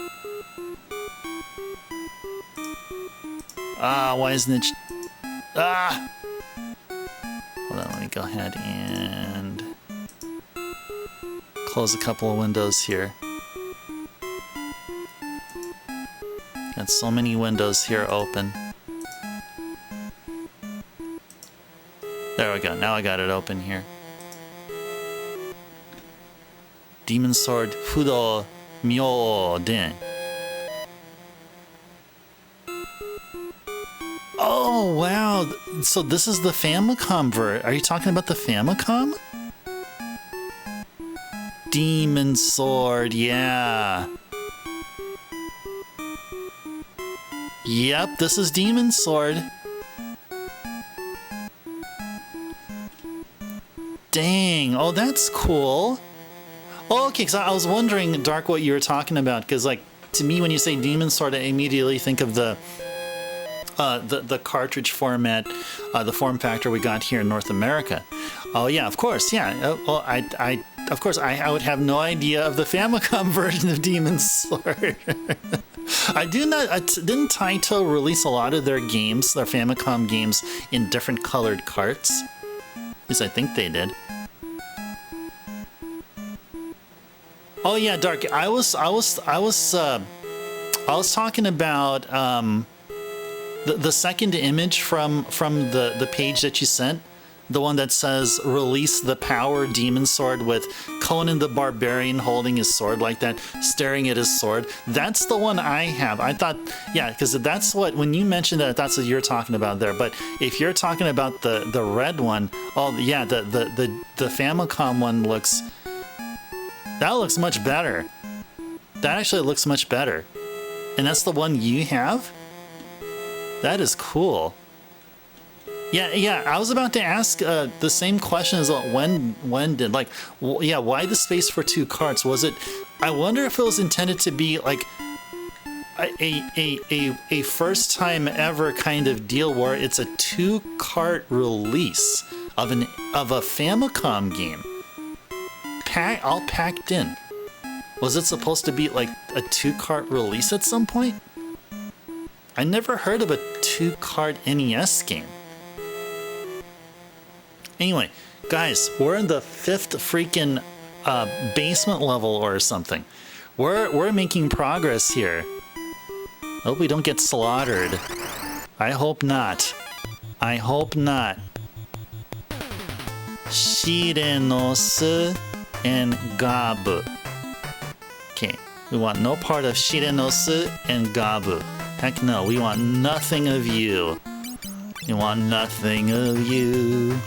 So let's go try to run away from here. Let's go try to run away from here. We weren't able to run away, no! No! Should we just move everyone back or something? Yeah, just move everyone back. Let's keep trying to run away here. Yeah. Ouch.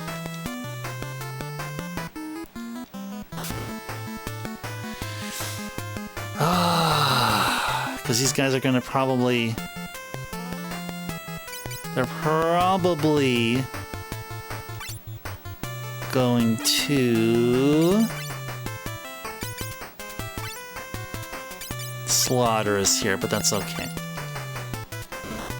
No! Can't run away. What on earth is happening here?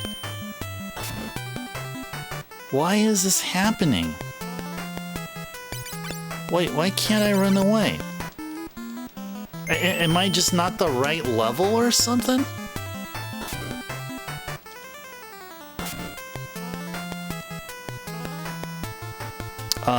Okay. Well, I guess there's only one thing we can do, and it's try to fight. You have to try to fight. There we go. Okay, I like that. Somehow we dealt a massive amount of damage. I don't know why.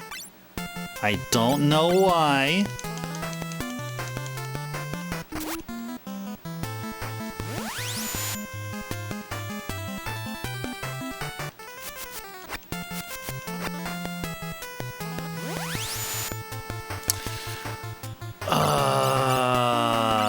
Okay. Alright, sure. You can't do Famicom Demon Sword because one-hit deaths, even with the health bar. It's a hard game. Oh, is it one-hit deaths? Now I gotta admit, it's been a long time since I played my personal copy.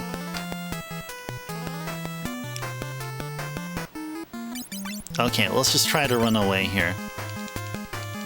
Nope, it's not doing it. Not doing it.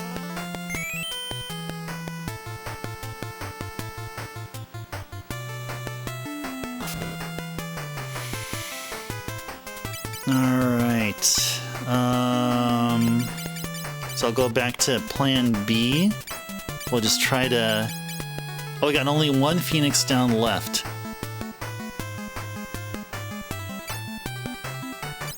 Yeah, let's just try. Let's just try. If we fail, then that's okay. We'll just start over. I mean, we're all...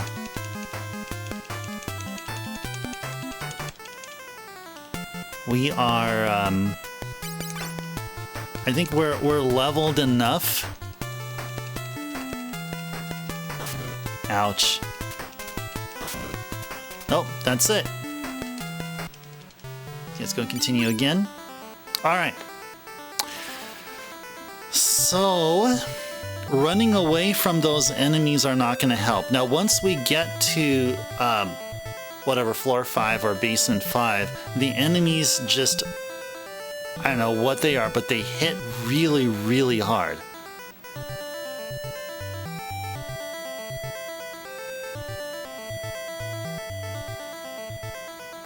Evidently, the Famicom version is considered superior because it has twice as many levels. Title cut half to fit the NES release into 2 megabyte. Yeah, so that reminds me of my mentioning of how the localized versions of games use different mappers. So I'm thinking the Famicom Demon Sword uses a much more capable mapper than the one that was used for porting the game here. Yeah, that's unfortunately the case. Level until 45 HP, 3,000 and up. I'd be fine with that. I'm thinking.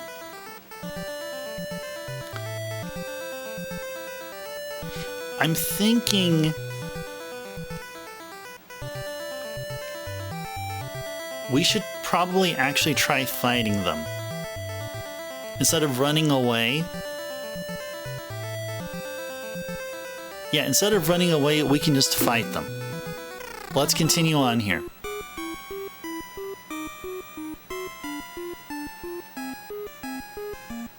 Although, yeah, Dark, what you're saying there, that's very much guaranteed that we'll finally get through this section here. Yeah, we're just so close here. All we need to do is like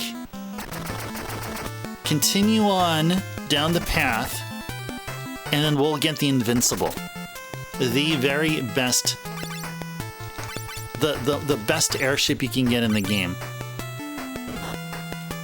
The cassette is not long. You're looking at it's black with a red sticker and Japanese alphabets. So Dark, is the shape of the cart the same as a normal Famicom game? I can show you because I have a bunch of Famicom games right here. Is it this? Oh well. Is it the same as this? Is this how it's shaped? Because there's others that are actually like twice the size, like Megami Tensei 2, some of the Namco games, and some Konami games. So this is like a standard size here. This is Spartan X2, by the way. And then you have a game like Lagrange Point. This is a Konami game. This utilizes the VRC7 chip, which is basically a somewhat simplified Yamaha FM chip here, and so you have it sized like this. And let me go pick up whatever the heck fell down. Ah, here we go. Oh, almost. There we go. There we go. A thing fell down, and I picked it up. Cool. All right.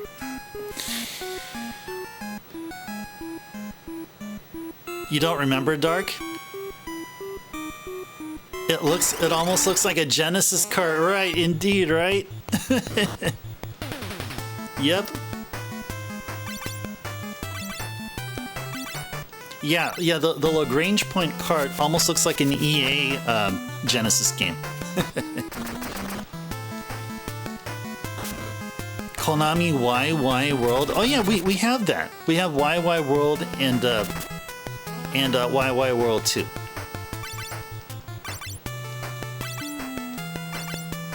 Da da da da da da do do do do.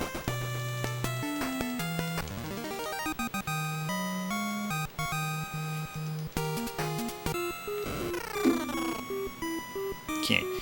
Do we need to heal up or anything? Yes, we do.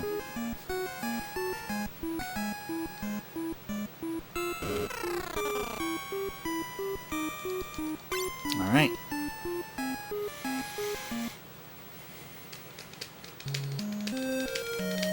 Nobody likes Zoda's Revenge. Why do you say that? Too bad since the last of its kind should have been at least as good as other action RPGs. Well, that's Zoda's Revenge, by the way, Star Tropics 2. That's what Wen there is talking about.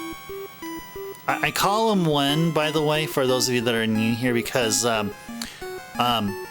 Catbot Arena here changed his name a few times, but he's fine if I call him by his original or basically from the original name I've seen him as. And his original name was Wentendo, so that's why I call him Wen. So that's when you hear guys, you hear me say Wen, I'm actually referring to Catbot. FYI. All right, Jeff, have a wonderful sleep. Thank you so much for gracing us with your presence here. Hope you enjoyed whatever progress we've done in this game. It was great talking with you here, Jeff. Have a wonderful sleep, sweet dreams, and see you again.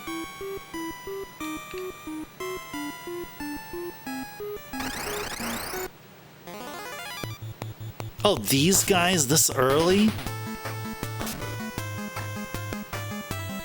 And they attacked us first. Now, come on, we should run away from them like no problem here, right? I mean, we should, right?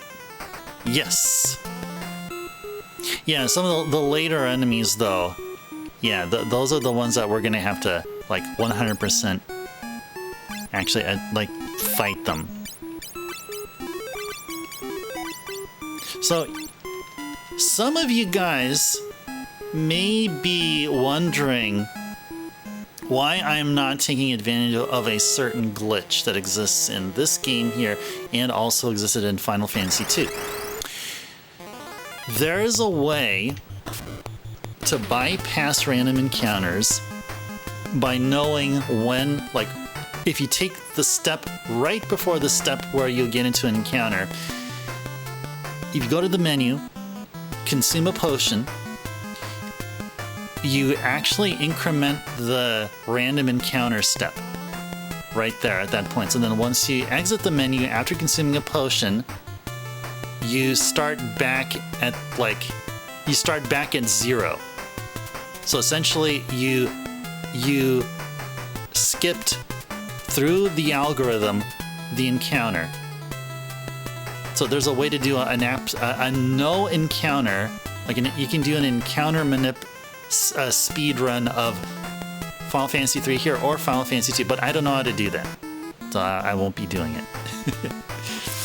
All right, this guy forward, moving back. Now the only exception is if we get back attacked, so we must fight. Did I play the first Goemon on the SNES? Yeah, my first Goemon game was Mystical Ninja. Yeah, it was called Mystical Ninja. I actually don't know what I'm usually good at this, but I don't know the Japanese version. But yeah, that is the first Goemon game I played. But it's not the only Goemon game I own. I also own Goemon on the MSX.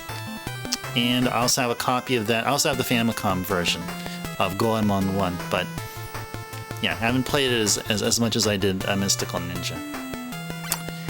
Okay, so here, just do Kearuda on one of these guys. On one of these guys, let's go. Shouldn't taking a potion increase encounter rate? Oh yeah, Dark. So that's that would be if you just randomly drink a potion without knowing how it affects the encounter steps. So basically, I guess another way to put it is that, so say you have to walk 10 steps. So as an example, say you have to walk 10 steps before you run into an encounter. So you just came out of the random battle, you have to walk 10 steps, and then there you go. Now you have a random encounter. So if you take 9 steps, stop, go to the menu, consume a potion, and then exit out, the game thinks or registers that you did a 10th step, but you're in the menu at the time, so no encounter was done. So then right when you exit the menu at that point, you start at step number 0. And so you can continue on playing the game in that if it takes exactly 10 steps in any given situation to get into a random encounter, always do 9 steps. Or first buy a whole bunch of potions, take 9 steps, go to the menu, consume a potion, exit the menu, walk 9 steps, rinse and repeat, and you'll never have an encounter. But yeah, what you're saying is actually right in another way. Drinking a potion does advance the steps towards the next encounter. Yes, you're right. Yeah, see if that happens there, Dark. I don't know if that was retained there. But 10 is just an example. I recommend that you find out exactly like what speedrunners or those that really learned Final Fantasy III and Final Fantasy II on the Famicom. They should have a table or something to. I think what also actually has to happen, you have to set the seed for the game as well, so that you play with only 1 seed. I think you also have to do that too. So I think there's some initial preparatory steps you need to do, like immediately right after power cycling the console, you got to go right in and ensure that you get the consistent seed every single time. Oh yeah, definitely. Dark. Yeah. Okay. Cool. Well. I mean, I wish you best of luck on there. If you find out anything, feel free to mention here. Or, I mean, not sure if you're a Discord kind of person, but we also have a Discord here. If you want to join in the Discord and answer there, or give your findings there, I'd be personally interested. If you'd like, or you can do it here. I mean, it's up to you. Okay. So we are.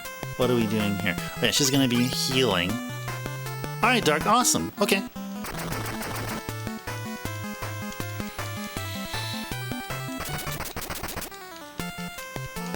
I should at least destroy one of these guys.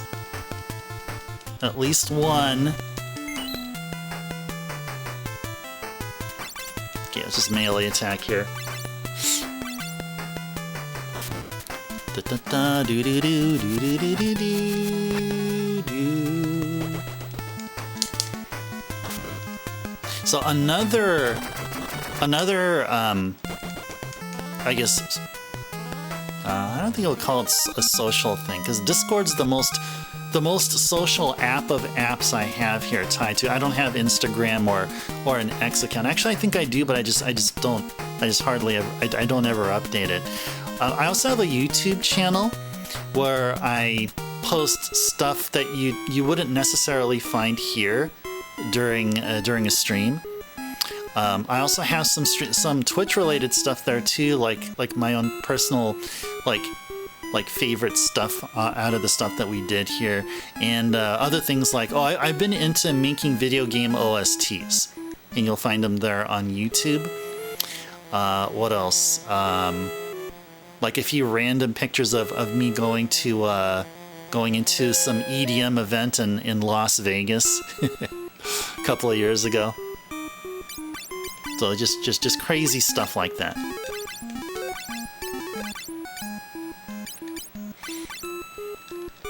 So yeah, just it's so for all Ice Turbo is all about Twitch, YouTube, and Discord. Oh, we gotta change our characters' positions now. Yeah, let's go change them up here. Go.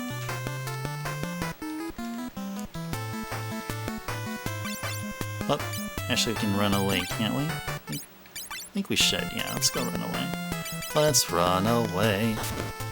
Do I make... No, it's not mine. I don't claim ownership of it, but I don't make 8-bit music. No, I just the rule is once I complete a game, and if it has a nice a lot of nice music about it, and the way to extract the music from the game is easy enough, then I make a video with all the music from the game.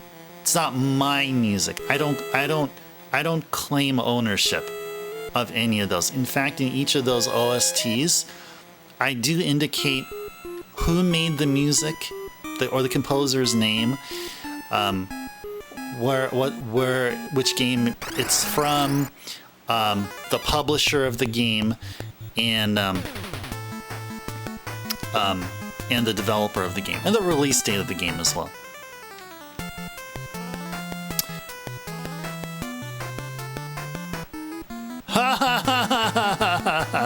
Always prepare your OnlyFans. Okay.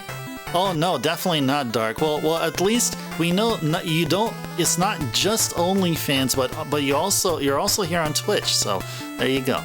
So we have something in common. We use Twitch and other app services, or whatever you want to call it. Gosh darn, so I don't want these guys to slaughter us. I think we can be able to run away from here. I think we're okay. It's just that they're more senior, more evil or equivalents are the ones that we're gonna have to, like, face to face. Do I consider OnlyFans social media? To be honest, I never gave it a thought. If apps interact somehow with others, and if that's their main objective, then I would give them this blanket statement. But that's all it is. I'm giving an uneducated feel for what I think OnlyFans is. I don't know. Correct me if I'm wrong, Dark, or if anyone else. Please let me know. You don't think it is, Dark? Yeah, I'm not exactly sure what it is, to be honest with you. I mean, yeah, a social app is more like, I'd figure something like X or Instagram, or anything else, or I'm not sure if TikTok even falls. I think TikTok I don't think it's social. Yeah, I think OnlyFans and TikTok share something more in common than say OnlyFans and Instagram. Paid subscription service? Oh, that's true. I guess. Well, I guess Twitch is kind of not that way, because you don't have to necessarily be a sub to enjoy Twitch content. So I guess Twitch is a bit lenient on that. I guess flexible. Can you enjoy OnlyFans when you're not a sub? Okay, you can easily run away from these guys. You cannot at all? Oh, darn, okay. Okay. Well, I mean, to that, I give Twitch the upper hand here. I'm speaking for myself. I'm sure OnlyFans could work for what you're going with it or something, but for me, it's all about Twitch. And there's also other streaming services, like I've heard of Kick, a few others I've come across. Free OnlyFans is limited and not enjoy. Oh gosh, darn. Okay, so it's there. There is a way to enjoy OnlyFans for free, but yeah, I guess visitors are like bombarded with ads and just annoying stuff. Something like that. It's like OnlyFans is saying, but hey, if you don't want to watch all these annoying ads, why don't you just subscribe? Just subscribe already, will ya? Sure. I mean it can make sense that way. Okay, are we gonna make it to 5 or are we? Oh my gosh.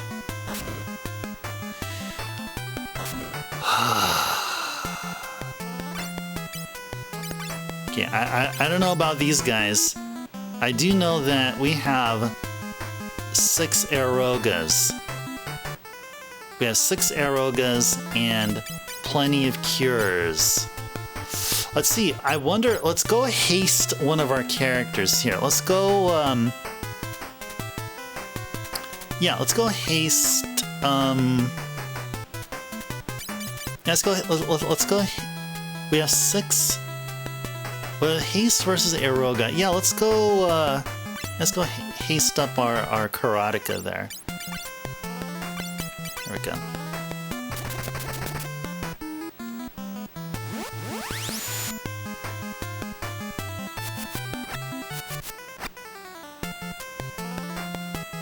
That didn't get rid of him? What? Okay, we probably hasted the wrong character then.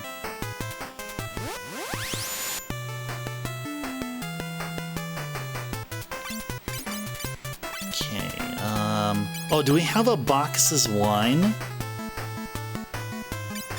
We have a Zeus's Wrath. We got the Earth Drum.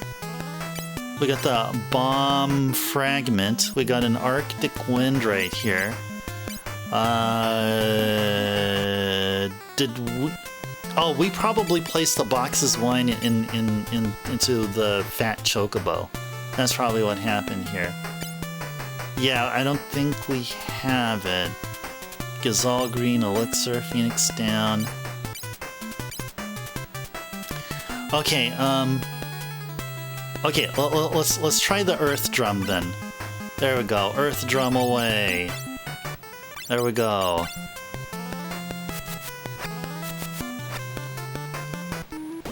Good, got one of them.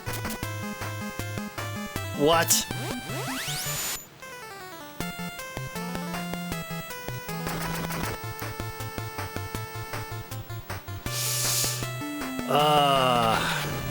Nice.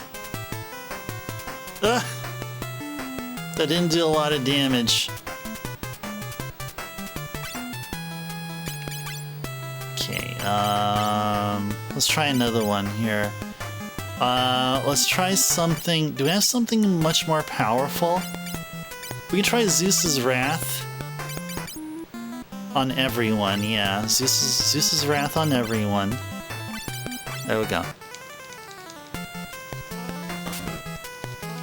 Final Fantasy III battle victory music is iconic.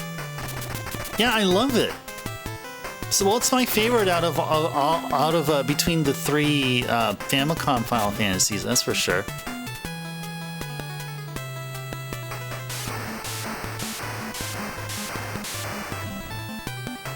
Oh my gosh, just 26. Just 26. Wow. Let me see. Can we run away from here? Or actually, you know what? Yeah, let's not. Let's keep on at it here. Let's just keep on at it. Yeah, just keep on at it here. There we go.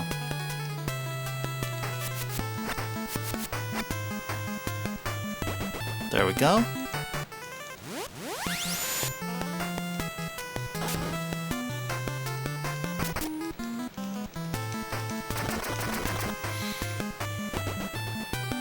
Cool.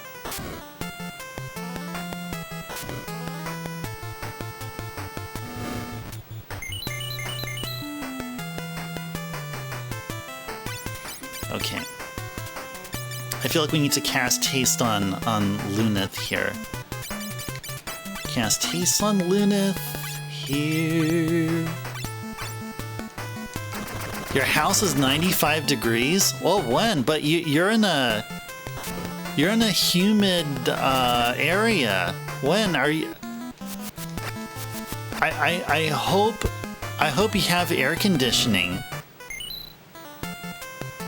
Do we get more experience killing close? No, I don't think we do. I think we get. I think Gil wise we do. I think Gil we do, but I don't know about experience. That I am not 100% sure on.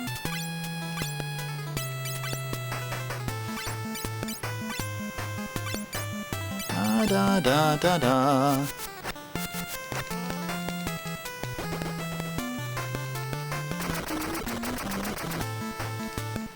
Cool. Okay. Okay. Okay.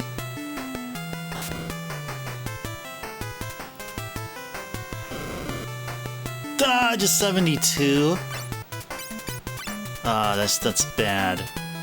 That is bad. Let's go cast some cure there, and let's see what happens here. What I think Dragoon is doing up there, riding it, that's a good question. I was just thinking he was just, I was thinking he was just literally suspended in midair by some unknown means. But I never thought about that. I mean that actually makes sense. Yeah, that probably actually makes more sense. Yeah, let's just start using items. This is just crazy. Let's use another earth drum on everyone.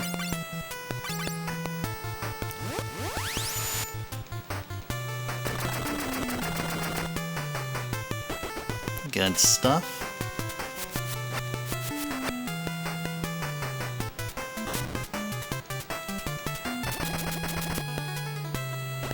Good stuff. Okay.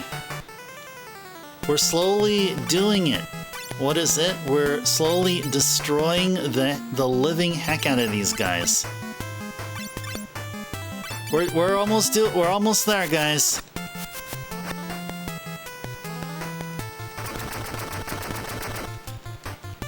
Man, look at that.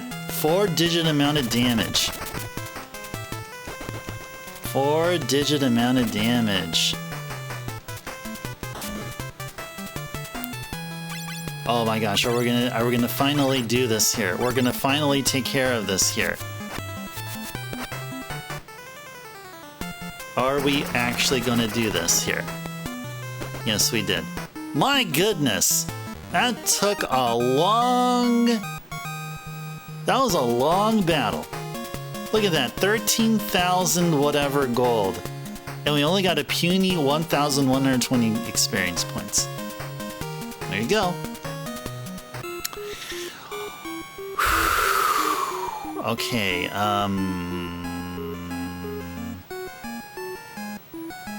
let's make it out here. Stand right there. Let's use some... Actually, let's just cast Cure. There we go.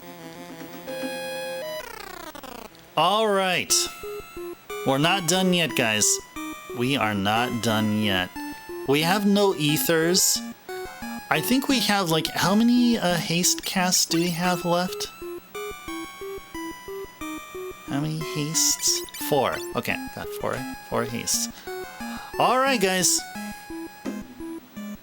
Let's hope we have it better this time. Okay. We're gonna go after these guys. Because these guys were meanies. These were meanies. Yeah, it's a Shirenose and a Gabu.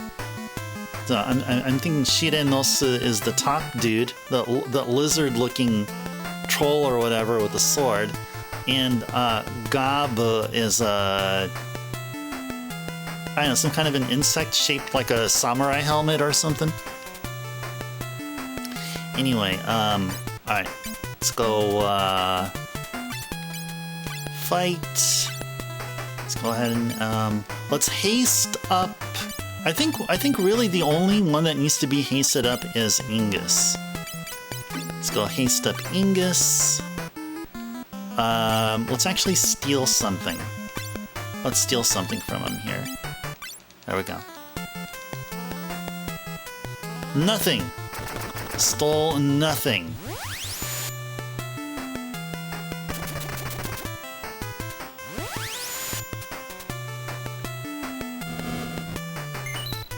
Okay. Okay. All right, lovely. All right, let's go ahead and let's do Zeus's Wrath on one of them, I guess. Yeah, let's do it on this one here. And there we go. See what happens here.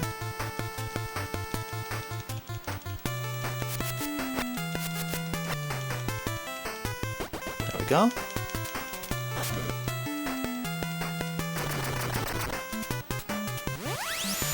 Of course. Of course. Okay, got him, alright. Oh my gosh! Just puny damage, like, oh my goodness. That is such puny damage. I don't want to be wasting... I'd rather be casting Haste than Aroga. That's definitely for sure. Okay, so just have her do cure duties here. And... sure. Do do do do do do. Wasn't enough. That was not enough, but this one should be. There we go. Good! Now just down to the what? The Gabus? Yep, down to the Gabus. I think the way that it's written there in katakana, I believe their name should really be Garbs, G-A-R-B. I'm gonna guess that's how they're called in the English remakes. Though I could be wrong, but that is my guess. Da da da da doo doo.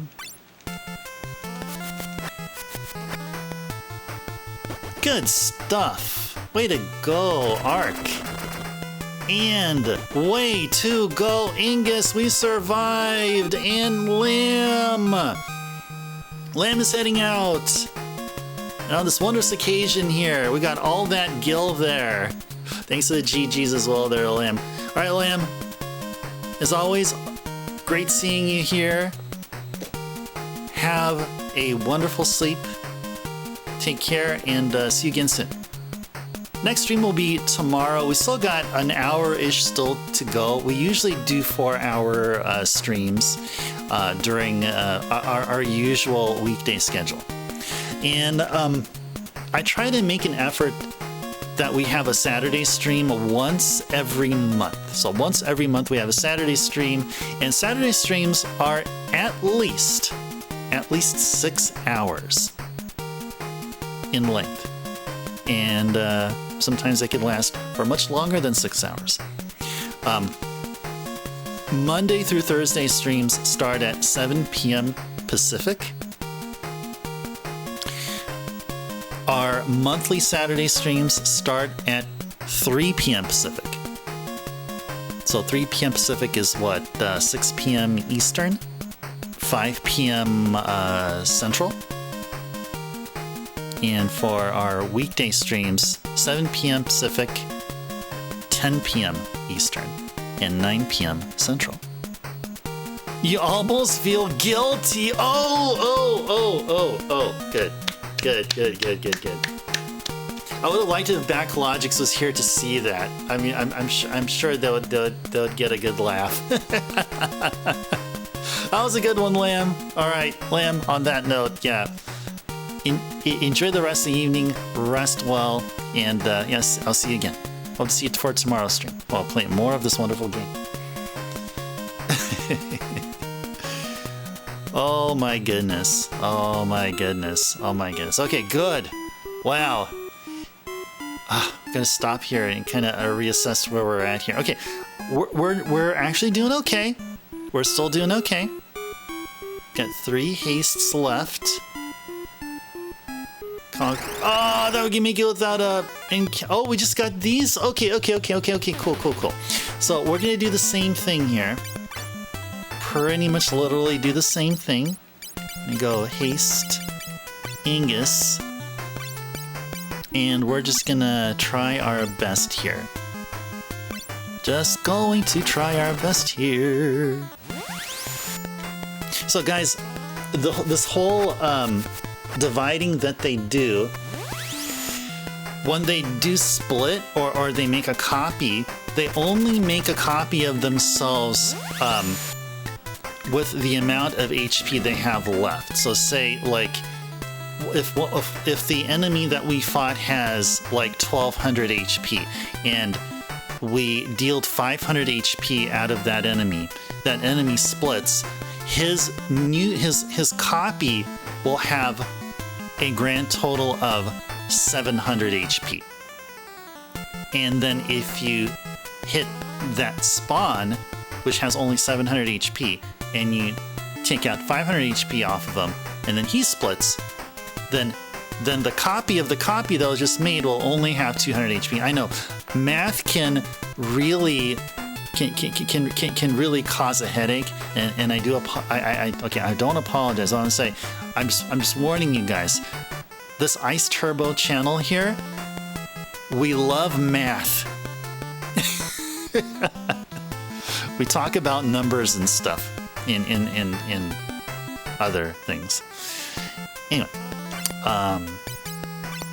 okay, let's try to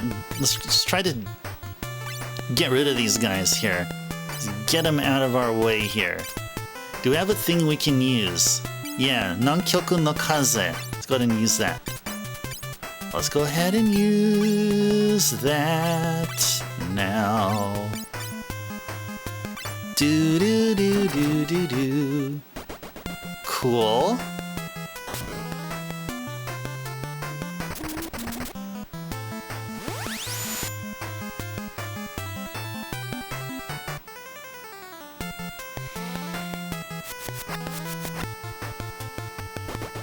Cool.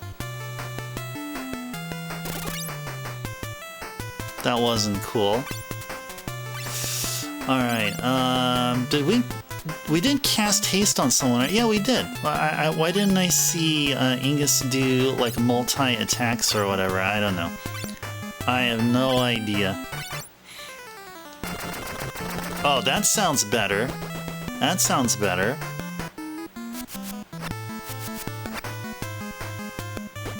Okay, cool.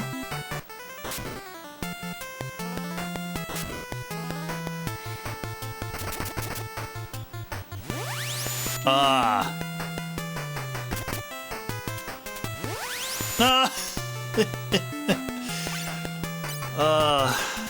My goodness, my goodness, my goodness, my goodness. Let's see, what else do we have here? What else do we have here? Oh, we got the bomb fragment. Yeah, just use it on something. Just use it on something. Just use it on something.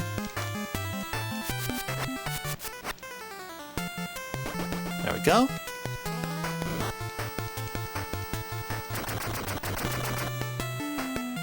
Good stuff.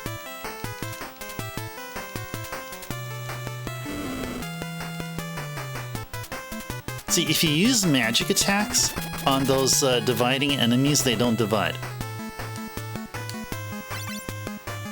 Now, I had a... Like, I was thinking all, like, pretty much, well, not all weekend, but during the weekend, about how to tweak up the party. And I was thinking of adding a black mage. But I think in the long run, I think it's best that... I think it's... I was thinking here and there about doing... one thing or another with our party, but I think our current party is actually decent. We just need to level up a bit. Oh, we got a high potion drop. Oh, they left us a treasure. They left us a high potion. Yay! All right, what do we got here? What is this? We're in the 6th floor. 6th floor. Alright. Oh, how's our... Oh, yeah, we better heal up here.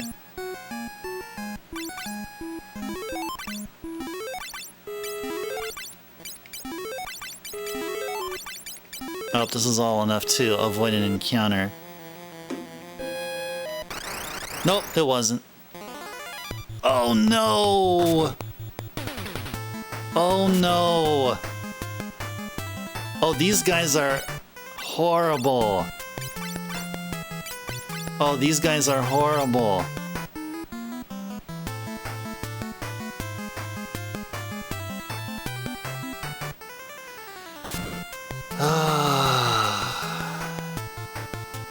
Darn. Darn. Okay. Well, we'll just handle them. Just like we do usually. Godzilla villains, yeah. Yeah, the miniature versions. They're the 1/250th size. Yeah, it's their children. It's the children of a certain Godzilla villain. There, something like that. Something like that. There we go. Okay, that's not bad. That wasn't bad. Oh, that wasn't enough. I think we dealt like about 1,000 damage. Okay, that's good. Okay. Okay, Refia is gonna have to be healing here right now. Go, tier 4 cure on everyone. And... Alright, let's see what happens here. Ouch. Good. Okay, good. Of course, little split, sure. That was good. Okay, now we're back to 2. Good stuff. Good stuff. Alright, any item here we can use. Use a bomb fragment, sure. Let's use a bomb fragment. And we would take out the bottom guy here. I think.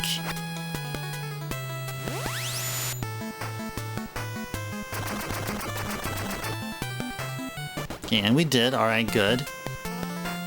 So notice that the more times the enemies divide, their max HP, like for the new spawns, keeps decreasing, so they become easier somehow, or whatever it is. Jeez, what I just said made absolutely no sense. There we go! Finally! Finally!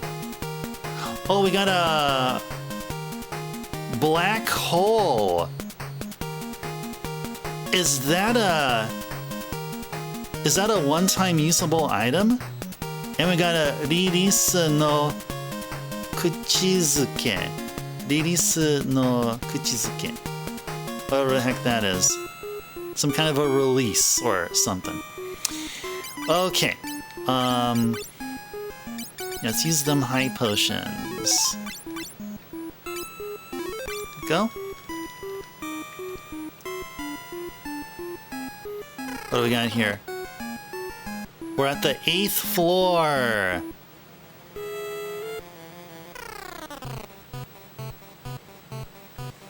We did it. We finally made it to the Invincible. This is gonna be our ship. GG's to everyone here that stuck around. This was a really tough hour and a half. The first hour and a half, it was all grinding and stuff. But man, it was tough. But we made it finally. This was our major roadblock that we've just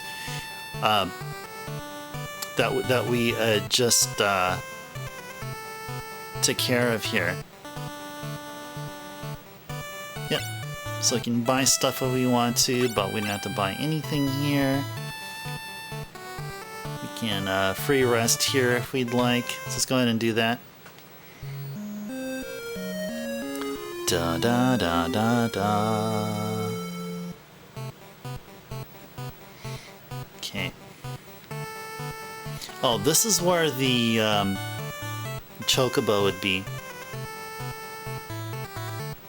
Yeah, we need to give it a Gazal green. Let's first check out the shops here. So we got all diamond equipment here. Got the diamond shield, helmet, armor, and bracer and glove. These are the robes for or these are the magician robes. This is a white robe and a black robe, and this one is Daichi no Koromo, which I believe this is it's either Geomancer or for some other for something else there. Yeah, lots of diamonds. Yeah. Well, it's expected that once we get to this part of the game where, I don't know, say we're rocking like 3 knights and like 1 white mage, I mean, and I bet also similarly with weaponry here. Well, we got a turfing, we got a double Hokken, that's some kind of an axe for the Viking. These 3 are books for the scholar. So this is the flame book, the light book, and the freezing book. This is the Yoichi bow. This is a Loki's harp, Loki no Tategoto, and this is a bell, the rune bell that we can buy for 5,500, but we passed up on the ancient ruins because yeah, we won't ever be rocking a Geomancer. Remember, there's 2 kinds of diamonds in the game, Dark. Well, the only other kind of like gem material which is used here is crystal, and crystal with this game standards is superior to diamond. Now, would you think it would be the other way around? I think it would be the other way around, because crystal is just way too generic, I guess. But I don't know if that's what you mean, Dark. But when you mention multiple kinds of diamonds, I think of crystal. We are all. Oh no, this is the defender, not the turfing. This is a defender. My bad. Yeah, no, this is a defender. We actually don't need anything here. We actually don't need anything here. And this is for, yeah, spells. But spells we do want. Now, oh, actually, I think we have these 2. This is a tier 4 cure called Kiraga, or it's how it's pronounced here is Kearuga. This is Asuna. Now, those of you that are very well versed in Final Fantasy universe know what Asuna does. It's pretty dang powerful. The thing is, though, once we get a ribbon, then the usage of Asuna sort of tapers off, especially towards the end, where we can fully ribbon our whole party. But for early game, I guess you can see reason to use Asuna here. And Reflect, I'm not too much of a fan. Do I use Asuna myself, Dark? Not in this game, but in later games I do. I think a couple of the SNES Final Fantasies I do. I'm just trying to recall. I think in 6 I do. But not in the Famicom games. I don't find Asuna very useful. I mean, because it's really the way like towards the end, once we get to the Crystal Tower, once we reach the point of no return, and while you're going for those dark crystals and all that stuff and fighting the fiends, in or around those areas, there are treasure chests trapped with a monster. If you defeat that monster, then you get the ribbon in each of the treasure chests. So you can definitely get up to 4 ribbons by the end of the game, which makes Asuna a moot point. But you know, we're almost close to it anyway. We're almost close to the point of going to the Ancient's Ruins and making it to the Crystal Tower. But in order to, like, just make our white mage, like, make her look like the magician she is, let's go ahead and give her the other 2 spells. Yeah, I wanted to check if we have Asuna, and we do not. Yeah, so we can buy Asuna, and she can have Reflect right here. Let's go ahead and do that. I mean, we got all this gil. Let's go ahead and get some stuff here. And we should have, I mean, for now, I believe after some gameplay, we should have enough to buy 2 shurikens. Shuriken, was it like 65k a piece? Or a freaking shuriken?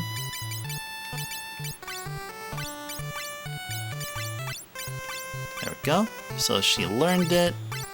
And there they are. Oh yeah, let's go ahead and adjust the positions of everyone here. Alright.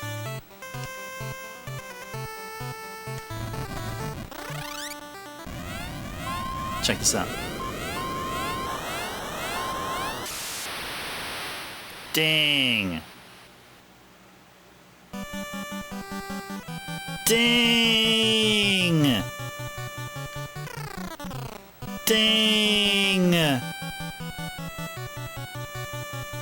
Dang!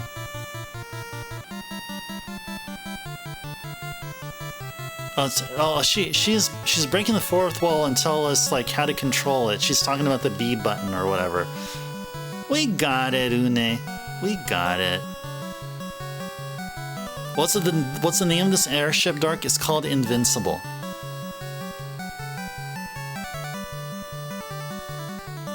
You tried to give Marie and FF2 a new weapon, not bow, but knives are so bad.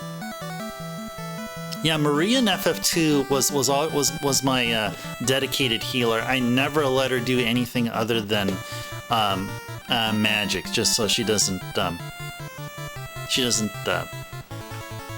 you know, start learning or start gaining skills and other stats, which would then penalize her magic attributes.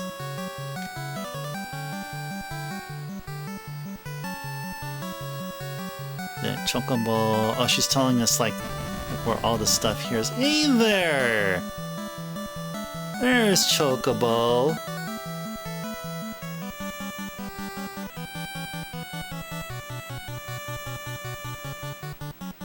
Gambarundayo. Yeah, gotta go to Doga. Okay, thank you. Thank you, thank you.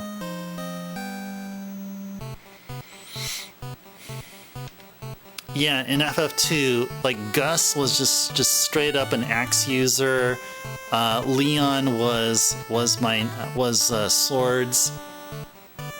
I tried Maria with bows, but the bows were like way too inaccurate. Even after leveling up a bow, it's still not. It's just not selling me. The game's not selling me with the bows in FF2. Of course, when we get Leonhardt back, then of course he's sword as well, dual wielding.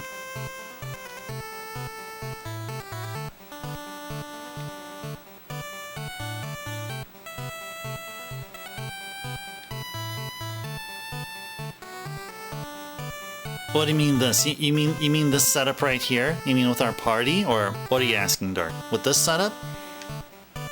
I'm not going to keep the setup for the remainder of the game, though. Once we get we're going to have a chance to get 2 sets of new jobs. The last set of the jobs would be Frionira, Masamune, Maria with Excalibur, Guy, Runex, Leon, Holy Lance. Sure. I'm totally fine with that. I would say, like, regardless of which character you give, however you use them, like, everyone except for Guy should be using a sword. I'm just saying, Maria, her and now as you're talking about that, which I thank you for there. It's actually reminding me that Maria's intrinsically is geared to be of a magician, because her stat growth in general, she tends to get more intelligence points than or more magician related stat boosts much more easier, or like her base level is more geared towards that. Although I think in the long run, once you use any character in any way you want for like many attacks, much storyline progression, I don't think it would really matter. But yeah, I think that sounds like a good plan there, Dark. Yeah, I really do. I think that's a really good plan there. What's up there, big old fat chocobo? What do you got there? Can we give you something? Can we give you a freaking carrot? Daya no ude wa Daya no shirudo. Yeah, it's going to give him the shield. Give him the defender. See, we have a knife right here. It's called the Ori Harukon, but I believe it's known as Orichalcon. We got a shuriken there, so we'll keep that. We can store the diamond mail. Store the diamond bracer. Here's a gauntlet there. Let's see. Yeah, put back the gauntlet. Put back the dragon mail. There we go.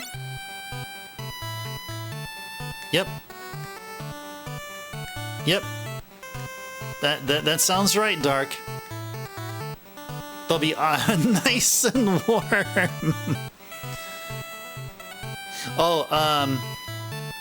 Yeah, so here... Oh, I think I still have it there with me, don't I? Yeah, I didn't put it back.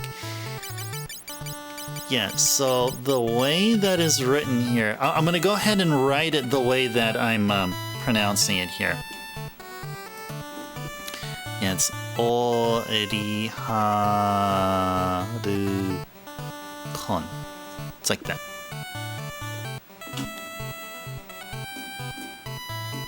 Yeah, it's actually a C instead of a G. So you had it right, Dark. It's just that you had one of the consonant sounds was wrong. And that's literally how it's written there too. It's just a direct literal translation. So I guess it was like kinda. it was supposed to be something like, it was supposed to be this. That's what that's more like known as in the English translated games. Like essentially, Orichalcum is also a thing in Dragon Quest. Yeah, I remember there was something Orichalcum related in. Oh, is it Dragon Quest VIII? Dragon Quest VII, Dragon Quest VIII? I think it was Dragon Quest VIII.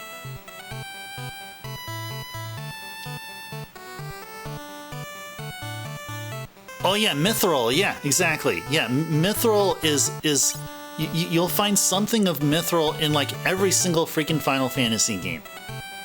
There's a Mithril mine in FF2. Something Mithril related in FF4. Hey, there's Zard. And speaking of Mithril, hey, there's Zard. Welcome in, welcome in. Or Orichalcum. Oh, is it with the hard case sound? So it's actually so it's what Orichalcum. Is that what that is? Man, Zard with the knowledge. Oh, you know what? I think now that makes sense. I think the ha in Oriharukom is supposed to actually be a hard ha too. It's sort of like how Richter is spelled in Japanese in the Castlevania games. So we say his name is Richter, but in Japanese he's Rihikta or Rihita. Notice it's not kter, it's hita.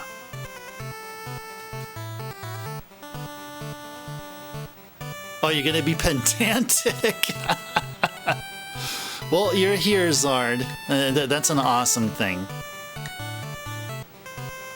Yeah, there you go. Yeah, Calcum. So you said it right there, Dark. See, me, I'm just pronouncing it how it's written here.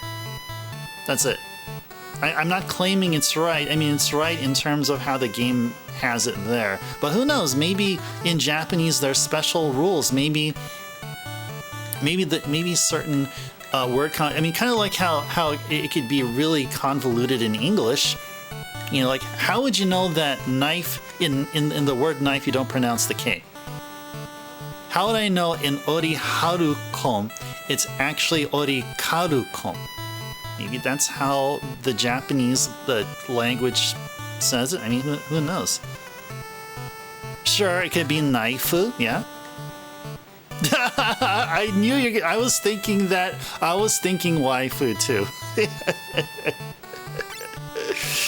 Anyway, this is great. I am ecstatic. You know why I'm ecstatic? Because we finally got the freaking invincible. This is progress, guys. This is freaking progress.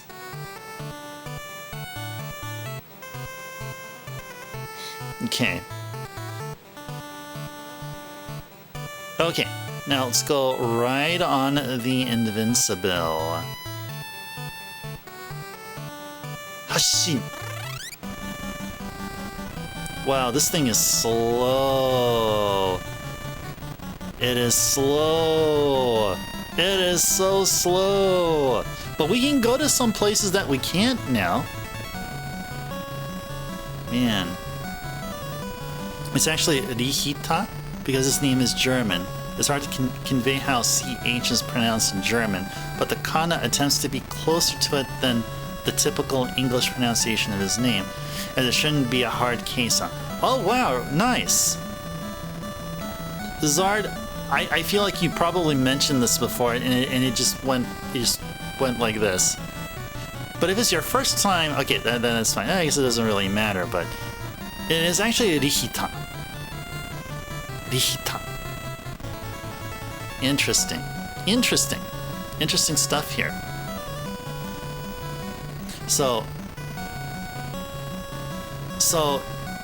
in German it's Rihita, but Orichalcum in Greek it's actually supposed to be pronounced. It's actually supposed to be Orichalcum or Orichalcum. Oh, dark. Oh, no. I don't know. I would just say main... I used to just call it main gouge. And I just call it a day. It is, Zard. It is. Yeah, indeed. I'm actually not sure how to pronounce the gouge. Is it gauche?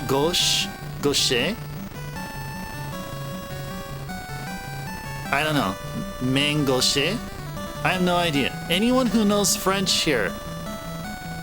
Does anyone here know French? Gold, are you still here? Gold knows some Francais. He can be able to help you out. Hey, Gold, if you're listening here, if you're lurking, check out Dark's message there. Can you answer his question? How do you pronounce main gouge? All right, where are we going here? I'm gonna, well, I know where I'm gonna go. I'm gonna go check out the menu here. Mangouche? Is it goosh or gooch? Mangooch? You call it mangooch? Sure, I don't know. Guys, if there is an actual way to pronounce it, please let me know.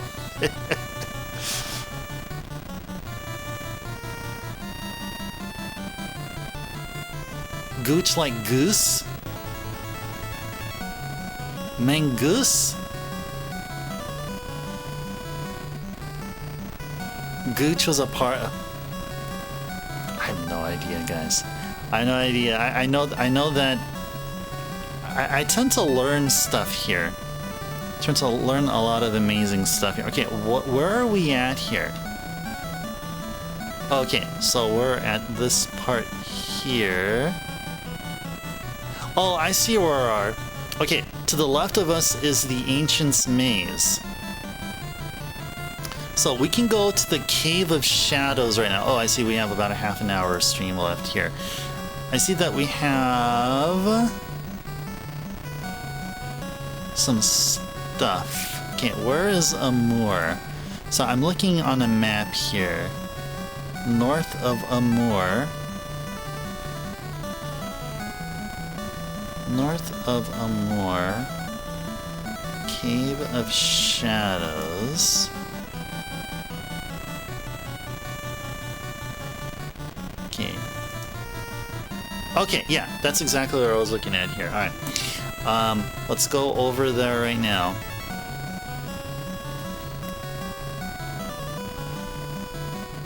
Cush? Like cushion?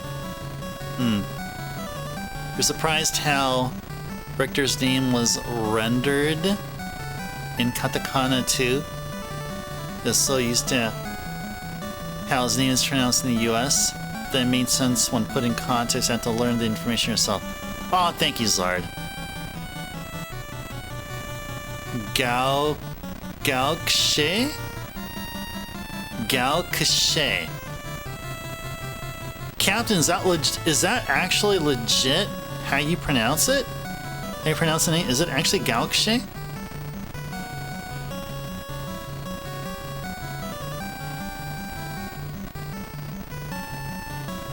No breaks? Oh, Gaukshe. Gaukshe.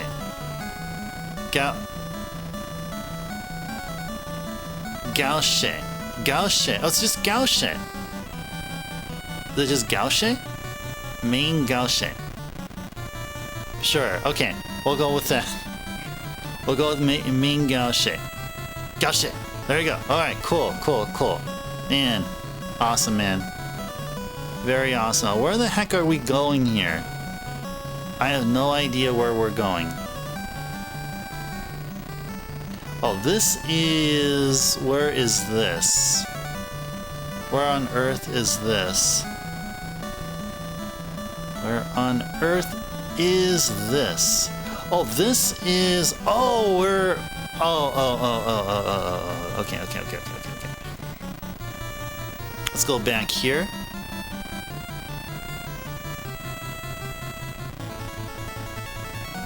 Oh, that's a good question, Zard.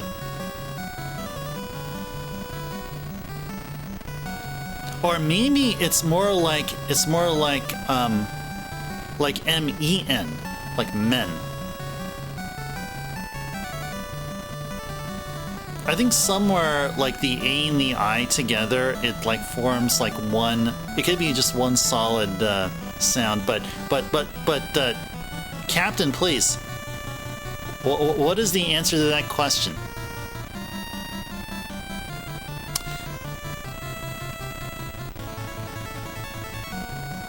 The only French experience you have is Jeanne d'Arc for the PSP and the movie Emily. Oh, Jeanne d'Arc. Oh man, that's been. I remember putting that game on my PSP wish list, like since like forever. Yeah, this is where we have to go, but we're not gonna go there just yet. Instead, we're gonna hop across a bunch of places. Bring la la la la la la. Bring la la la la la la. Bring la la la la la la la. Wait, where do we go here? Oh, we get attacked here too? Oh, nice! Oh, dude, that's so cool. I thought that was a DS remake feature where you have the invincible assist in attack. Dude, this is so cool. Dude, this is so cool. You're gonna hate me? Why? Why? Why? Because you own a complete in-box Jeanne d'Arc for the PSP, and not only that, you also have a sealed copy as well?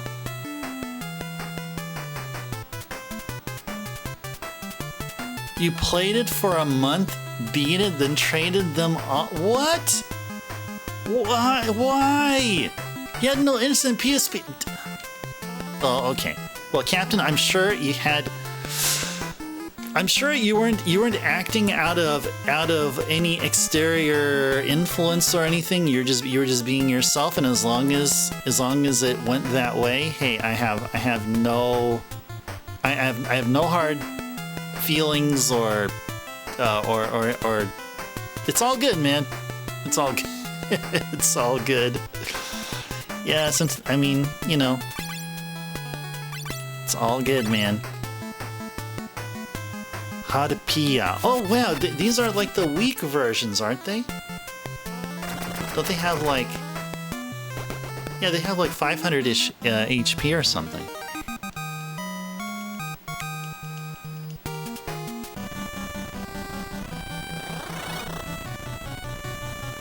Oh, I think we're supposed to go this way now, aren't we?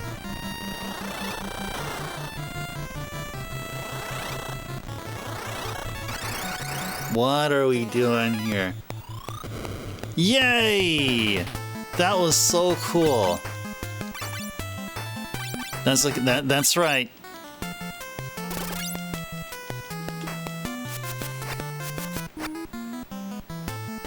Yeah, Harpia. I don't know why they just call it a harpy. I mean, like, didn't Megaten 2 had a harpy? Didn't they look kind of like a harpia or whatever? I don't know. I have no idea. I'm trying to figure out what the heck I'm supposed to do here. Game. What on earth? What on freaking earth? Am I actually supposed to go up? No. Okay, anyway. Need to try to make our way up here. Anyway, any other entrance from here? I don't think so. Let's see if we, I'm looking at a map here. Oh, is it actually the same kind used for Harpia in Mega Man Zero? Oh, right, really? Okay. Oh man, that reminds me, I have the Mega Man Zero collection on the DS. It's just reminding me that I have it, and it's on the shelf. It's on the shelf. Jeez, let's see if I zoom in here. See, like, where exactly? What am I doing wrong here?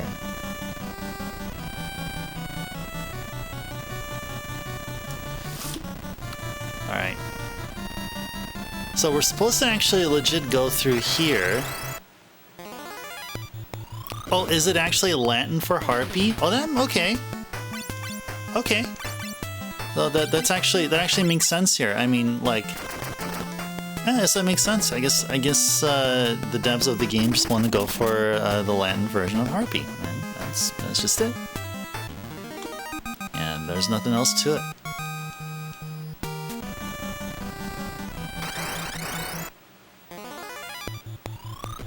Oh, nice.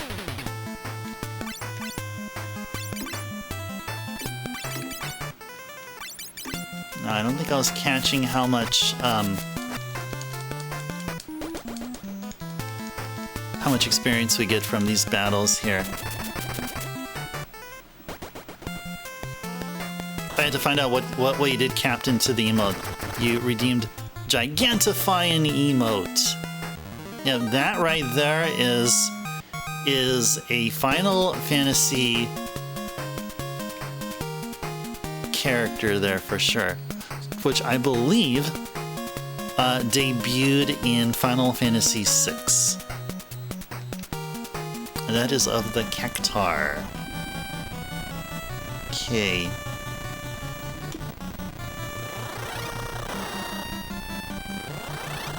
Oh, I see what we're supposed to do. We're supposed to go this way. There we are.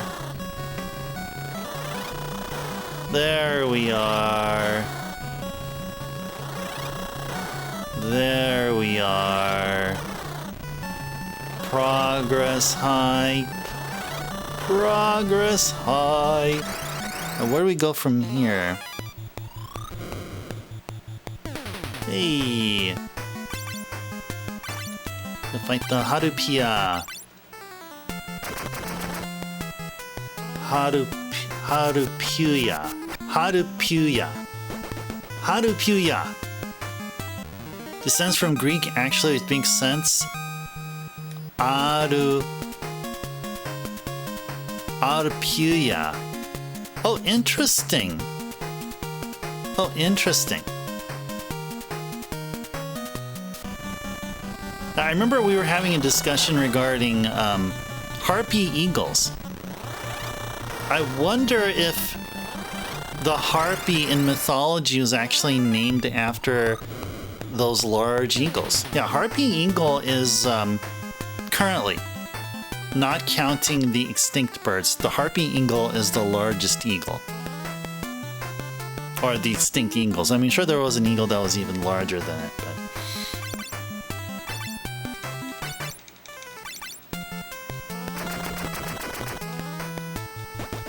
How would you pronounce it? What the A, what the X, the grave accent or something with that slash there?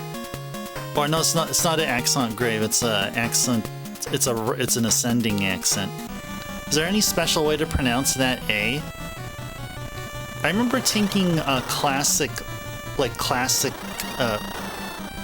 Greek and Roman classics or something. I swear I would have known how to pronounce that. Dude, that is so cool. Dude, that is so cool.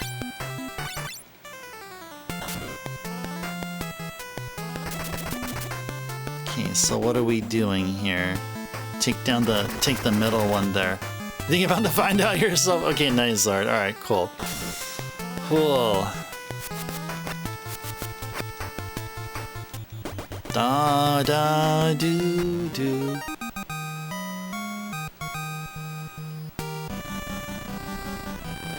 Down the middle one here. And oh, almost there. Almost there. Birdie! So Luneth can take down the birdie, everyone else can take down the demon or something.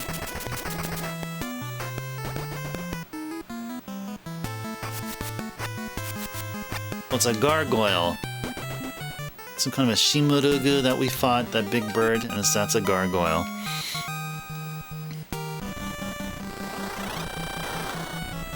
Okay. Okay. Okay. Now that we've done all that fighting, let's go rest up.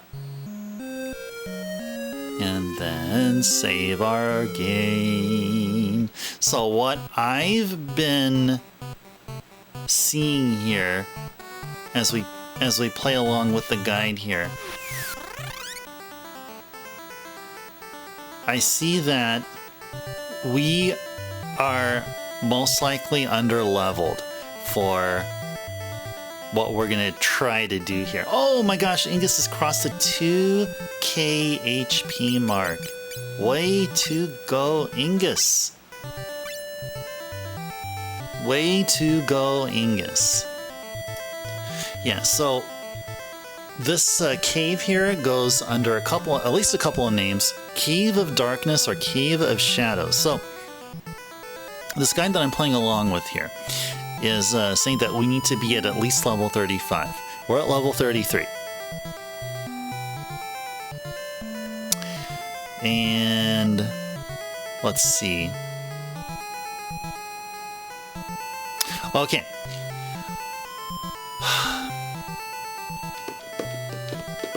So, yeah. So here's the thing. Now remember how we had all this trouble with those dividing enemies? Guess what? This cave has nothing but dividing enemies. So there is apparently a tactic here. You like this? Very nice pixel art. When? Are you talking about literally what you're seeing here, or inside the Invincible? I'm taking it like I'm looking at the I'm looking at the Invincible. The Invincible actually looks pretty good from the overworld view. Is that what you're talking about, Len?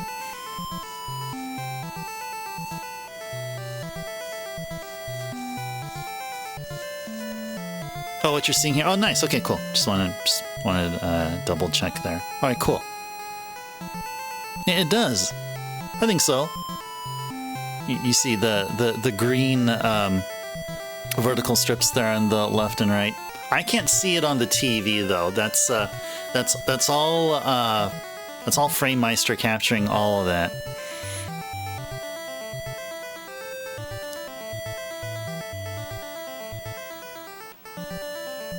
Square grid nature of the tiles not look like squares. Oh yeah, I think I get what you mean there. Like it has a much more more of an organic look to them, instead of something blocky like, say, like Dragon Warrior 1, like the overworld there. Yep. Yeah, this is looking something like more like a limited palette SNES game. This is starting to look like a game that you can see like graphics coming from a more capable system. Do I know how to get rid of the left and right borders in Mario 3 with the emulator? Dark, well, if you're, I know, like, in terms of, like, if you're streaming and you want to get rid of them, what you need to do is you have to, like on OBS, I don't know if you use OBS, I use OBS, I would trim off or crop off the left and right edges of the screen here. That's exactly how we stream DS games here, because we stream it off of a 3DS capture card modded 3DS, and I had to trim off the top and bottom parts of the top of the top screen and parts of the bottom screen in order to show the entire DS game. Oh, not streaming? Playing? I don't know. I actually don't know that. I don't.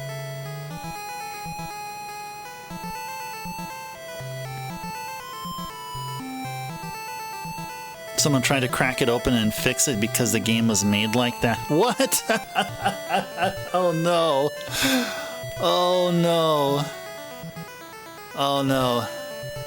Yeah, that's just how it is. I mean, that's actually, yeah, that is natural, because the devs were mindful of the fact that this game would be played on a CRT TV, which has its own, it has its its specs about what it can show. And so all this extra stuff that you see here, it was meant to not be displayed on the TV. And like on my TV, I don't see anything of the left and right green columns there, and also parts of just slight. The top part is slightly cut off, and the very bottom part slightly cut off, but more so on the left and right side.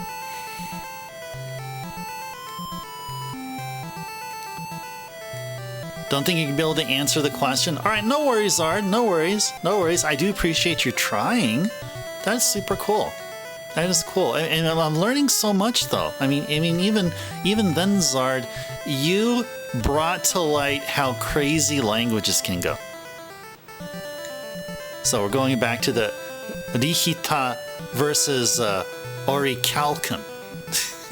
They both have a CH in the words. You told him to play on a Sony Trinitron TV set.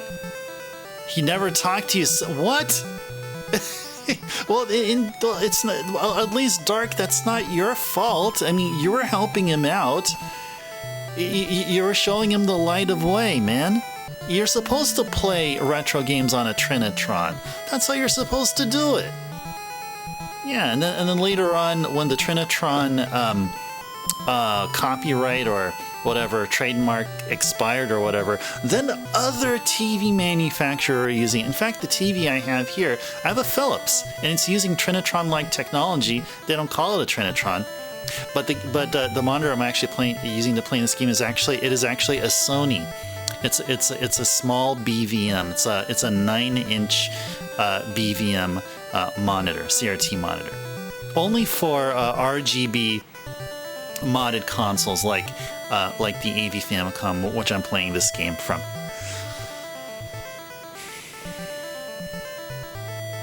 Can you just call this guy Beijita? Beijita.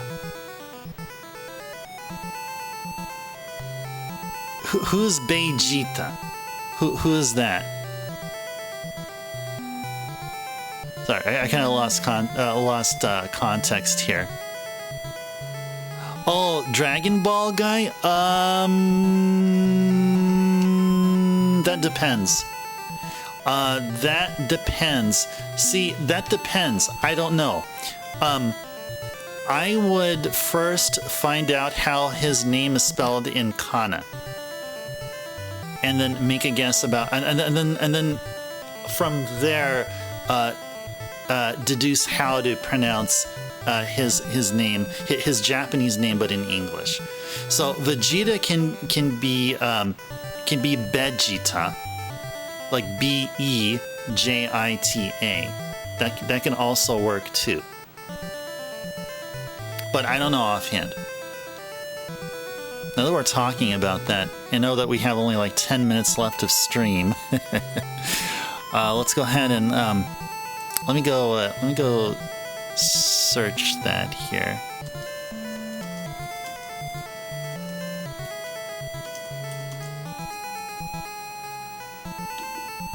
Oh yeah, no, I was right. It is Begita. It's not Be, it's Be. Begita.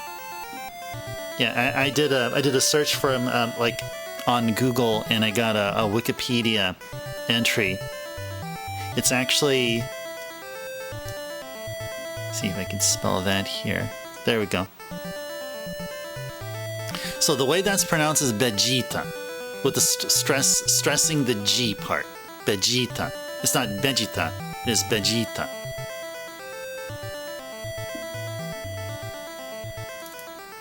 And how that maps, this is how his name is in katakana, which is a 1-to-1 translation.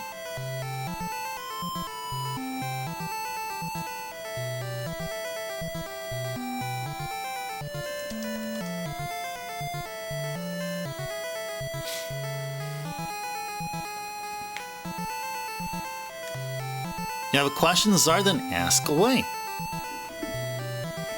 All right, so I think, oh my gosh,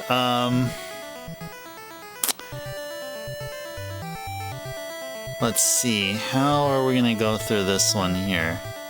I think we should probably we'll just chill here for a while. I'll go ahead and answer your questions. We'll have a very healthy conversation, and until we reach the 4-hour session mark, then we'll see what we're gonna do here. Let's first save. There we go. As we enjoy the graphics here and all that stuff, does the character dash not only extend the vowel sound in the previous kana, but also stress the syllable?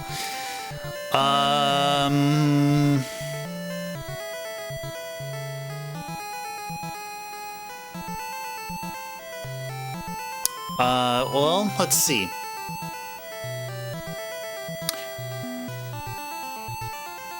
It can actually do a few things like that too. I think, like, without going into like, I guess the current cultural way of pronouncing words, because sometimes, like, the elongation of a vowel, sometimes it's just there just for looks. It may not necessarily be that, but we're not gonna go to that level. But I feel like yeah, it does. What it's supposed to do is it actually can do both. It just depending on the situation. So, for example, like Richter, right? So Rihita, it would have been. I mean, or actually no, that's a bad example. Let's not talk about Rihita. It's another example here. Gosh, what would be a good example? So, you know, anything like in English that ends with ER, for example, like register. So if you say it in Japanese, it would be regista. So you notice that it's not just regista, but it's regista with the dash, right? So, and of course that's, you can see it as though the Japanese are using British English pronunciation as their modeling. So yeah, so regista would be register. So in that way, and also another way is to stress to stress vowels. In other ways, kind of like in Vegeta. Yeah. Yeah. So it's both, Zard. Yeah, it is. So this guide is telling us that we need to be at level 35 before we go in, and there's a bunch of dividing enemies, and you know me, I'm not a fan of dividing enemies here. I am definitely not a fan of dividing enemies. 45? 45? What's 45? I think we have almost... Yeah, we have almost... What, 6-ish minutes? Oh, is it 45? You keep talking about 45, Dark. Is that where we're supposed to legit be? Is that actually legit where we're supposed to be? Is that actually where we're legit supposed to be here? Dark, we're gonna have to spend one whole stream tomorrow doing nothing but level grinding. I mean, I have no problem with that, but I mean, yeah, I could beat it early.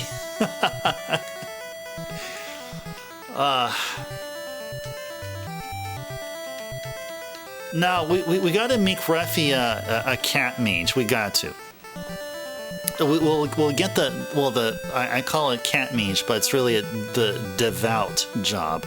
It's like an upgrade of the white mage class. I want to get that class, and but then also I want to get the ninja and sage classes unlocked as well. Then we're going to be talking about beating the game.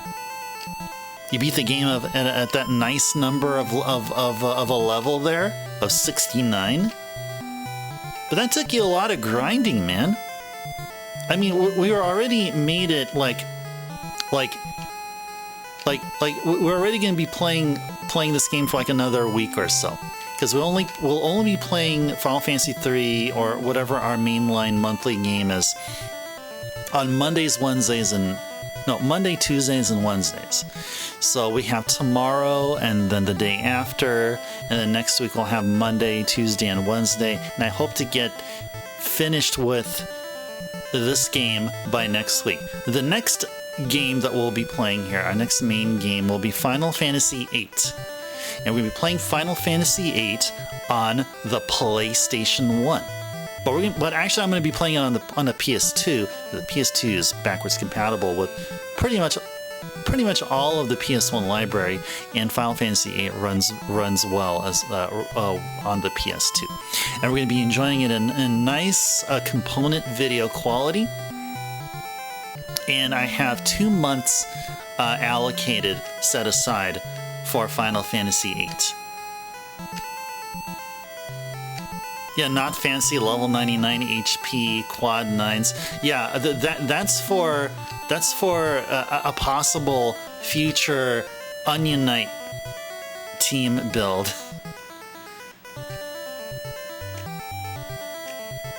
It has 4 discs in cases paper. Dang, on PC. Yeah, I mean it's 4 discs on the PS1.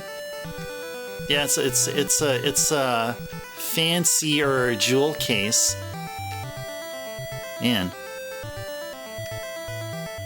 the paper case sure doesn't like sound secure for the discs, I guess. Maybe, I don't know, or maybe they're fine. Maybe they also came with extra slips or something. Maybe like just like the FDS games or something. You still like a machine that plays all 5 generations of PlayStation games, Zard? Oh, Zard, there was an article I noticed today. Maybe it was just published today. Someone in Sony is claiming that they're working on PS3 emulation. So I don't know. That probably means nothing. I mean, Zard, what you're talking about is probably what I wish as well, and that's a machine that can play physical media. I want to be able to play a PS1 disc, a PS2 DVD, a PS3, I don't know, Blu-ray or whatever. A PS4 is also Blu-ray. Yeah, it's all about physical. That's right. I'm all on board for physical. And if I ever get around to finishing doing video game development or whatever, I definitely want to have it on the physical media. Whatever I get around to it. Sony lets us play PS3 on PC. Yeah, but it's only with their service. That's the thing. I mean, nowadays you will not have big name companies making like standalone systems like the PS2. I mean, the PS3 was like the prototype version of, the games as a service model, because like I mean, on PS3, I mean, you can be able to like download games. I mean, on Xbox 360, I mean, that's where everything's going. I mean, consoles are now are functioning more like PCs than they did before. Now, I mean, I'm not being critical of them or anything. I mean, I still enjoy a PS3 game every now and then. I still enjoy a PS4 game every now and then. And I'm sure once I bust out my PS5 and actually connect it, I'll be enjoying PS5 games. So I have an ever-growing collection of PS5 games. But I sure do. I mean, as long as we can enjoy retro games the way that we do here. It's as long as it's not illegal to own an AV Famicom and play cartridges meant for the Japanese audience. As long as it's not this way, I mean, it's really great for me. I'm in Wonderland here. It's weird how the Wii U has the right computational chip to play GameCube games, but has neither the software to run them or the disc tray to hold them. I somehow heard of that, Yeah, I somehow heard that like the Wii U is like a successor, like motherboard wise, a successor to the Wii, and that it maybe kept like either they kept the GameCube. I don't know how it is done, but just the components or whatever to support GameCube disc reading. I don't know, but that is interesting. I don't know. Maybe around the time of the Wii U, Nintendo wanted to get on the bandwagon for doing this whole games as a service thing. I mean, they wanted the customer like me, of a gaming a gamer like me, just to think, nah, forget about buying. I mean, GameCube machines, you don't need that. Just buy the game from us. It's just for that low price of I don't know what, $29.99 or whatever, and it's yours forever. Now that didn't work. Apparently either Nintendo or industry experts claimed that didn't work. Whatever, like the Wii Virtual Console, whatever they were doing there. Apparently there may have been a claim that Nintendo wasn't hitting the profits they wanted.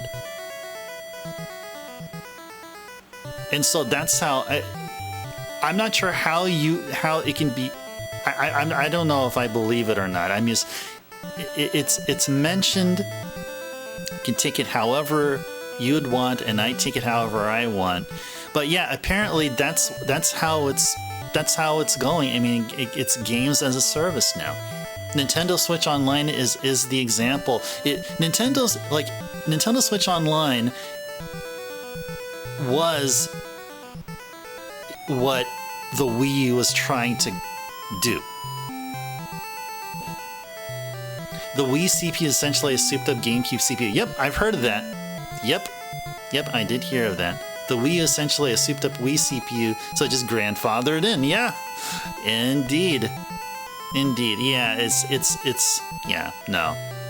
See, that's why like whenever I hear, I mean, even now, like, even though it's not directly, I mean, you know, a Switch game, a physical Switch game is still a physical game. We're getting a lot of these remakes or remasters of previous games that were released on the Wii or GameCube or whatever, and it's all great, and it's all fine. But I'd still love to play the original. I wouldn't want to play any Wind Waker HD or remake or Twilight Princess or Link's Awakening. Even though I may have those games on the Switch, I would rather play the original game first. So I'll even go one step further, you know, within the physical realm. And heck, if those games were download only, then I'd be like, no, I'm not gonna play the download only remake of I don't know what, Oracle or something. No, I want to play them on the Game Boy. Yeah, it's we're pro physical here unless it's actually like better otherwise or something. I don't know. Once I get the PS3 streaming going here, I would love to enjoy this game called Hardcore Uprising. It's one of my most favorite games that I've downloaded on my PS3. Hardcore Uprising, developed by, I think it was developed by Konami. And it was supposed to be, and as a name, as how it's named, it's supposed to be a Contra-like game, and it is. It's quite fun too. It's hard though, but it's quite fun. You think it doesn't work for everything, Zard? Unless it's truly important, don't think you'll ever have a physical copy of Fire Emblem Path of Radiance. Certain budgets should be required to have a physical release. Right, exactly. Because like then we're talking more about like the return on investment, because there's more ways to enjoy a game. Having a physical only release from from a business perspective, like it makes no sense. I mean, for me though, like I would be, if I'd be like doing my own thing, if I'd actually get into more this indie dev thing that I'm thinking about going into, as I'm getting my stuff set up, I would love to make a physical release. That would be like one of my dreams, like for a lifetime of playing video games, being able to make a video game that is just like it's like an NES cartridge or a PC Engine Hue card or a Super NES cartridge or something like that. I mean, that would be like a thing to check off of my list of stuff that I want to do. But then, of course, I mean, from a more a practical standpoint, why not upscale it or upgrade it to something for Steam, or maybe have it like digitally downloadable or whatever.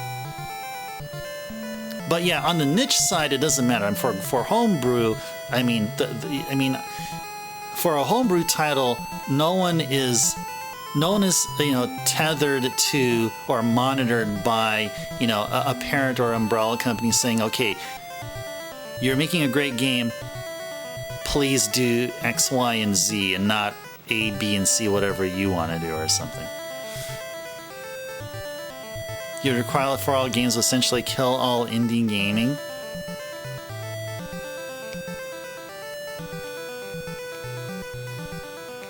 Yeah, I mean,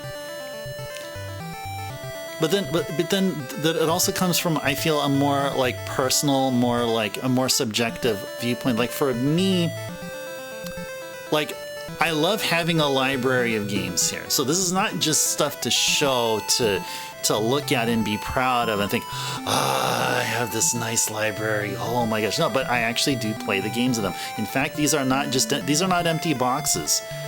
For certain consoles games, I actually keep the complete package right there. The games are in them.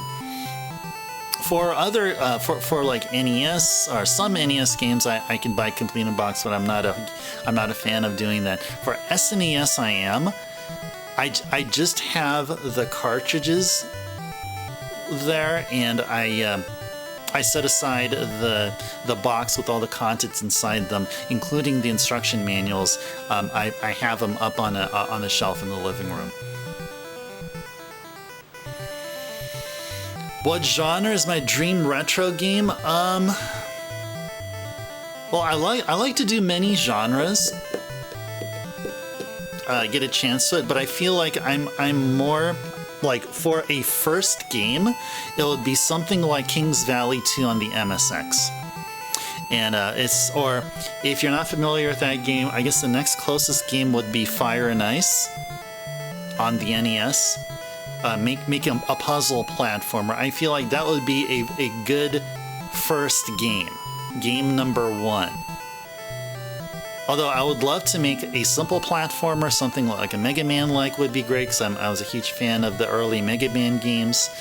So a platformer would be good. I would love to make an RPG, because I'm a huge fan of RPGs. That's mostly what we stream here. A shmup would be great as well,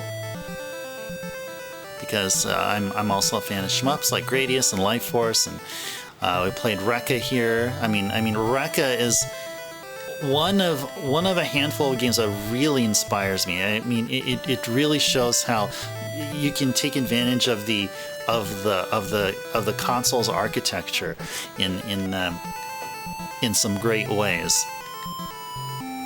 Yeah, Solomon's Key 2, Zard. Yeah. That's cool. That is really cool. I didn't even think about that. A company mascot, like, that would work. I mean, like Atlas has Jack Frost, Nintendo of course has Mario. I don't know, Capcom has Ryu or something. I don't know. Something. It's something. Taito has Bubble Bobble. Yeah, Solomon's Key too. So the game that I'm thinking of doing is it's some kind of a hybrid of Kings Valley 2 and Solomon's Key 2. So it's a hybrid of Kings Valley 2 and Fire and Ice. In particular, it's going to be more like Kings Valley 2 than Fire and Ice. But I do want to try to... I want to add ice blocks somewhere. It sounds awesome, right? One knows about those games. I wouldn't be surprised if most of you may not be aware or be familiar at all with Kings Valley 2. The Kings Valley 2 is a Konami platformer. It is a Konami puzzle platformer, and I believe it was only released on the MSX. There's an MSX and an MSX2 spec. Only through the stream, Captain. Indeed, yeah. Oh, you never heard of Kings Valley 2, Zard? I mean, if you ever have time, I suggest you do look into it. Actually, one of my videos, or one of the YouTube videos on the Ice Turbo channel has either an excerpt or a full IL attempts. Go check it out and you'll get an idea what Kings Valley 2 is all about. NES port of Kings Valley 2's Valley's Revenge? What? Is there a legit game called Valley's Revenge? Are you serious? Or are you just making that up? I bet you're just making that up, man. Come on, Zard. Come on, you know better than that. Are you serious? Are you freaking serious? Are you freaking serious? Valley's Revenge? You're just making that up. Okay, whatever. I prefer clever puzzle mechanics over tedious. Comes some amazing levels. Yeah, right. I mean, I feel like that'll only come with time. I'm envisioning making making and then remaking stages, playing the stages over and over, trying to get a good feel of them. I'm not a fan of making extremely hard, like making all stages in the game extremely hard. With the only exception is the very last world. So you're gonna go like, say, 8 worlds, or 6 worlds, each having 10 stages within each world. The first 5 are gonna be easy. But once you get to the world 6, expect a lot of deaths. It's just a lot of retries. That's my style. Oh, deep cut. Oh, you think I'm gonna be calling it Valley's Revenge or something? It's gonna. I had an idea for a name of the game which sort of utilizes so the name Kings Valley comes from Valley of the Kings.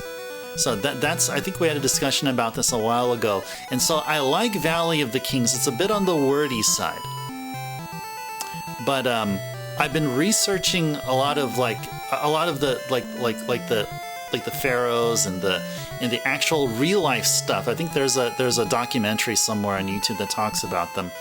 And so I've been poking around looking to see if there's any inspirations there. And I don't think I found a solid name for the game. That's something I feel like I'll discover much later on. But yeah.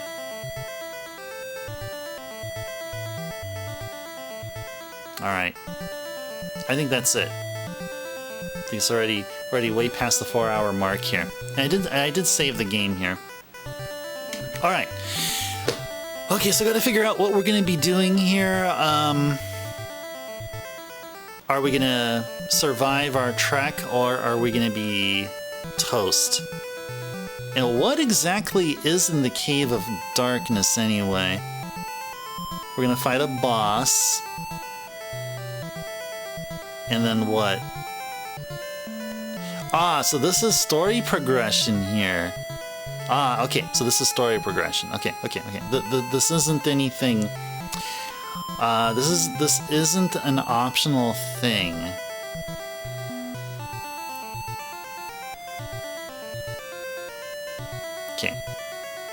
Okay, so then once we continue tomorrow, I will look in and see if there's any other side quests we can do. Any side quests before we go down this cave here. And I believe we're going to be getting the Earth thing here very soon.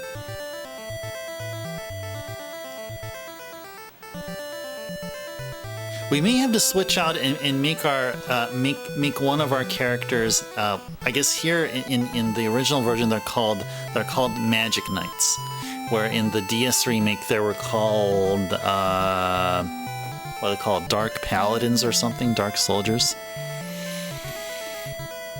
Oh, Snake's Revenge. Ah, yeah. Gotcha. Metal Gear Konami game. MSX2, the sequel doing the same. However, the next one is a sequel called Snake's Revenge. New support of King's Out to be a goofy name based off. Oh, gotcha. Okay. Gotcha. Okay. Well, the thing is though, I never made King's Valley 1 though. So I mean, I get what you mean. I get it. Okay, Valley's Revenge. No, but that would be bad because then I would have the. I think I would piss off some of the Kings Valley 2 devs.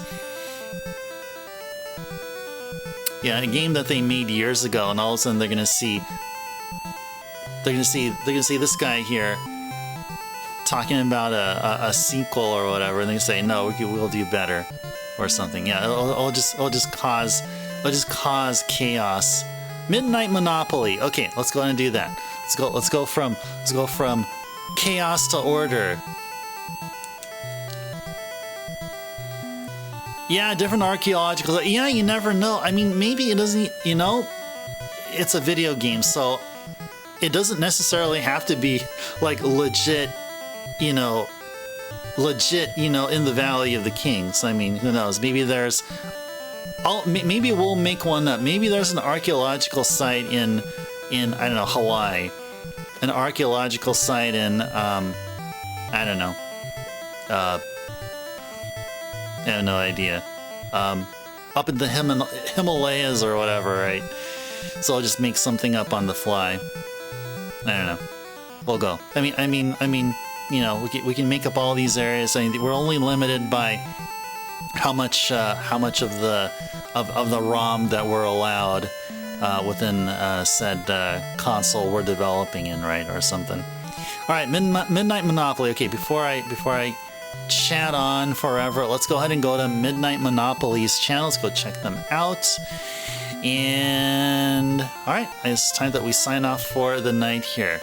Next stream will be tomorrow, 7 p.m. Pacific, 10 p.m. Eastern, 9 p.m. Central. We're going to continue trying to restore balance to the world, and maybe do a side quest before so let's go ahead and do that. Enjoy Midnight Monopoly, guys. Until next time, Ice Turbo signing off. See you tomorrow if you can be able to make it, but until then, take care, stay safe out there, have a good sleep, and yeah, do so. To see you tomorrow. All right, bye, guys. Enjoy Midnight Monopoly.